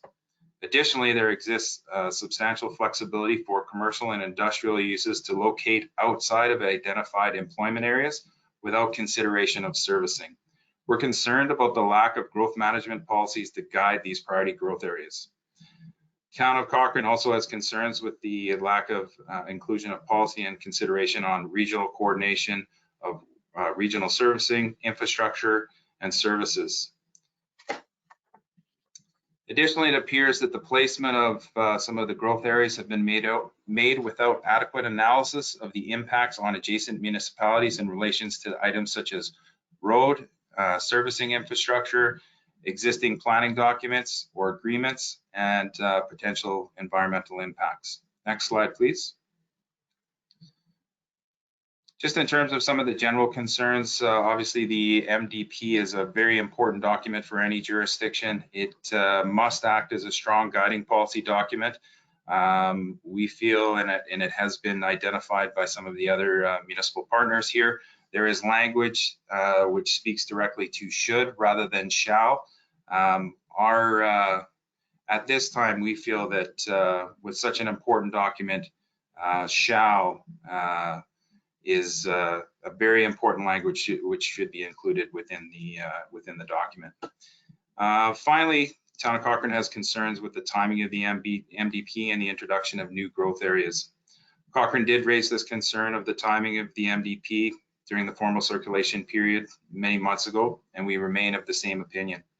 While municipalities must remain able to continue planning for their futures, we do feel as though the completion of the MDP is premature given where the growth plan is at and the assurance that the development will proceed in alignment with the regional growth priorities. Additional growth areas have been added while the need for them has not been demonstrated. Lacking efficient growth management calls into question the likelihood of efficient contiguous growth in the region. We believe the policies on regional collaboration and environmental protection are not adequate, and the draft MDP does not create a strong guidance for future planning. We do not feel as though the MDP as drafted aligns with the IREF, and the adoption of the MDP as drafted will only exacerbate the issue when attempting to bring the MDP in alignment with the future growth plan. As such, next slide, please. Just like to say thank you for the opportunity to comment. And in closing, the town is not in a position to support the county's MDP, and we do not agree that it's consistent with the IGP. That concludes my presentation. Thank you very much. Thank you, Mr. Hyman. Does anybody have any questions for the Town of Cochrane and their presentation? Okay, we'll move on now to Rocky View. Just before we do that, I want to note, Jordan just sent me a note saying the internet streaming of the session is down. We will rely on our recording. We'll post that recording to the website for anyone who wishes to view that. If it does come back, I'm sure Jordan will let us know, but we will persevere and soldier on here. On to the proponent, Rocky View. Mr. Kuzmerzak, I believe you're going to take this one as well. Go ahead. Yep, thank you, Mr. Chair. So if we could move straight to the second slide, please. I'm going to start just by giving some background on why the county is revising its municipal development plan, which was adopted back in 2013. So since that time in 2013, the county has seen overall growth at an average of around 2% each year. The county's residential land use inventory and employment demand studies have also identified a shift in demand towards new development forms. For example, as seen in Springbank earlier, we're seeing an overall desire to move away from traditional country residential development to more efficient housing forms. Although the county already has a diverse employment base, the need has been identified to accommodate a broader range of commercial and industrial uses within both existing and new growth areas. A number of ASPs have been adopted in the county over the past few years, so the draft ASP also reflects this. In addition to adapting to changing conditions, one of our council's objectives for the new MDP was that it would provide a vision for priority growth areas with some flexibility to respond to market trends and extensions of service and infrastructure. Although concerns are being raised over the flexibility and lack of strong direction around growth areas, the county has always had the full expectation that the NDP offers a high-level framework for developing future ASPs and amending existing plans. These plans would obviously be reviewed by the CMRB. Next slide, please. So looking at the proposed growth areas, these two the county has traditionally accommodated the main employment areas, with the west focused more towards accommodating residential developments. But there are also 7 existing and planned hamlet growth areas identified in the MDP, which accommodate a mix of development forms and land uses. Our council's proposed vision is to continue to support a balanced assessment base through the addition of potential planned expansions to existing growth areas and in some cases new freestanding employment areas. The proposed expansions and new growth areas are located in areas of the county where development can optimise the use of transportation and servicing infrastructure. Again, I would like to note that our council sees these as areas for long-term growth and it is being transparent about where it sees county growth occurring. It is clearly understood that further planning work and approvals from CMRB would be required to proceed with any of these areas. The identification of growth areas should also be placed within the context of the proposed MDP policies, which guide future statutory plans and intermunicipal collaboration on a number of key issues. Next slide, please. So this map shows the already planned and proposed growth areas within the county. The important point to make here is that many growth areas are already approved and guided by existing area structure plans. Of the proposed additional growth areas, some have previously been identified within the county's MDP or other council growth strategies. Others are expansions of successful employment areas or make optimal use of regionally significant infrastructure. Next slide, please. So I'd now just like to spend time responding to some of the main points of opposition submitted by those challenging the MDP. Firstly, some concerns were raised over efficiency of servicing and integration with land use. The draft MDP clearly directs the development to utilise existing transportation and utility infrastructure. On shared servicing, Airdrie suggests that no collaboration has occurred to optimise the value of intermunicipal servicing. Strangely, the county's successful servicing of the West Balzac area is used as an example of a lack of collaboration. The county would like to note here that the very reason it has developed its own services solutions is that the option to connect to Calgary infrastructure has not been available, both within West Balzac and other areas of the county. I would emphasise that collaboration is required from both sides, not just the county. The county does highlight that on wider shared servicing opportunities, it is currently developing shared service agreements with Airdrie, continuing its long-standing openness to enter into intermunicipal agreements and use other appropriate mechanisms to coordinate land use and infrastructure matters. Section 4.12 of the draft MDP includes several policies encouraging early collaboration on appropriate matters of intermunicipal concern at ASP and local plan stages. This section also supports the establishment of baseline conditions for infrastructure and environmental assets, upon which impacts from future development can be measured and cost-sharing agreements can be established. On claims that the MDP provides insufficient protection of regional corridors and coverage of transit, policies within section 321 of the MDP clearly direct collaboration with intergovernmental partners to maintain and improve regional transportation corridors. They also require ASPs and ASP amendments to accommodate appropriate local and regional transit opportunities. With respect to protection and integration with regional transmission corridors, policies within section 3.61 of the MDP direct collaboration with relevant jurisdictions to establish and maintain efficient and integrated utility systems. The City of Calgary suggests that the MDP policies do not offer sufficient protection for source water, and cites perceived cumulative effects of county development on regionally significant infrastructure such as the Bearsville Reservoir. Firstly, the county notes, as we've stated in the Springbank Restructure Plan discussions, that it's fully aware of its responsibilities to maintain source water quality. Development of infrastructure in this respect is principally controlled through Alberta environment regulations and approval processes rather than municipal policies.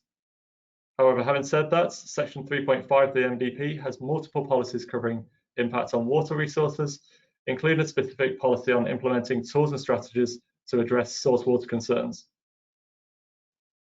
Several comments received in the challenge were also somewhat contradictory in respect of source water, as there's been repeated opposition to developments and proposed SPs, such as those in Springbank and Bearspaw, which would compel a shift away from individual septic systems towards pipe servicing. The county is also unsure how to respond to vague comments, such as the following statement from Calgary. There remains a continued disconnect between pipe servicing, urban type development, and reliance on individual lot solutions to address water, wastewater, and stormwater servicing. The county would appreciate clarity on statements such as this and broad reference to cumulative effects to help it address concerns. The mentioned policies are an indication that the county has provided a sufficient guiding framework for future statutory plans. And despite claims to the contrary, it has not simply deferred matters to the ASP and local plan stages. With respect to specific comments on the draft MDP lacking growth management policies, it is noted that ASPs will not only have to comply with this document, but also the higher order regional growth plan. The region will therefore dictate where the county can and cannot grow. Furthermore, the draft growth plan requires that MDPs are updated within 3 years of the growth plan being adopted, providing further reassurance that county growth will align with regional objectives. Finally, comments relating to environmental aspects and the preservation of agricultural lands. Policies within Section 3.5 of the MDP require that a biophysical assessment should be completed in support of statutory plans and developments. Section 3.41 also discourages incompatible uses within agricultural areas. So just to sum up, the county's draft MDP provides a high-level framework and sufficient policy coverage to guide future statutory planning on a range of matters.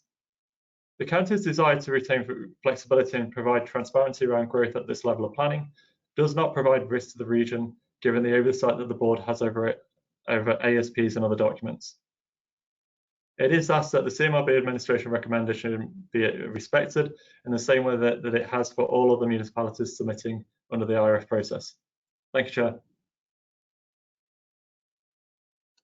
Thank you very much, Mr. Smirsak. Does anyone have any specific clarifying questions they wish to ask Rocky View County at this time? And we now move into the discussion on the merits of the proposal. Does anyone have anything they wish to share? Any questions or comments they wish to make on IRF application 2020-104, the Rocky View County Municipal Development Plan?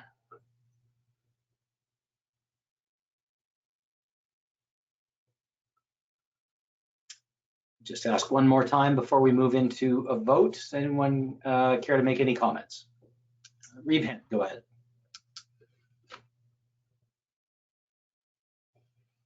Thank you, Mr. Chair. If nobody else has any comments, just, I guess, beating the dead horse here. I would like to respond to a few of the comments made. First, again, comments on lack of cost sharing agreements. It's like this week, Airdrie and Rocky talked about a terms of reference. So 4 days ago, and we bring it up today that we don't do that. So really struggling with that. Another point I'd like to refer to was how some of this servicing is being downloaded on our taxpayers. That is not even close to being true. Developers pay for the majority of water, wastewater infrastructure that happens, that gets built in the county. Plus, RBC collects levies for provincial infrastructure from those developers. So the fact that any of these costs are being downloaded on our taxpayers is just completely wrong. And the last one would be, I think it was Cochrane's comments on this MDP being premature. Calgary and Okotoks have both recently submitted updated MDPs, like in this past year. So all of a sudden, Rockview Counties is premature. Folks, all we're asking for here is fair treatment by this board. Again, everything's been approved by CMRB administration and a third-party consultant. And for this to be killed for purely political motivated reasons is not healthy for the region, people. All our ASPs must comply with this MDP and the regional growth plan. If the minister approves the growth plan as written, we will have to update this MDP again for consistency within 3 years, which we will do. However, this updated MDP can be used in the interim period to guide development in a manner that reflects current conditions. So by not approving, well, not just this today, but the 2 ASPs as well, you're keeping us in the 80s. That's it for me. Thanks, Mr. Chair. Thank you very much, Reeve Henn. Anyone else wish to share any comments or ask any questions at this time? Seeing and hearing none, we will move into the vote. Again, a reminder, it is moved by Reeve Henn, seconded by Reeve Ohl, that the board approve IREF application 2021-04, the Rocky View County Municipal Development Plan. That is the vote before us. We'll move into a vote. Airdrie, I've received a note from Mayor Brown indicating he's uncomfortable having not heard the debate, and he will not be present for the vote. By regulation, that is a vote in favor. Calgary, how do you vote? Opposed. Chestermere? In favor. Cochrane? Opposed. Foothills? In favor? High River? Opposed. Okotoks? Opposed. Rocky View? In favor. Strathmore?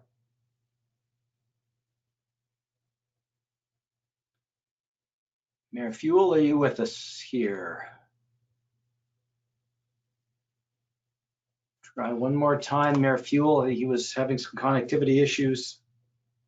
Don't see anything from him. One more time. Mayor Fuel, are you with us? And a third time, we'll just give Mayor Fuel a chance. Okay. By regulation, with an absence is a vote in favor. Wheatland. In favor. That motion fails, 6 votes in favor to 4.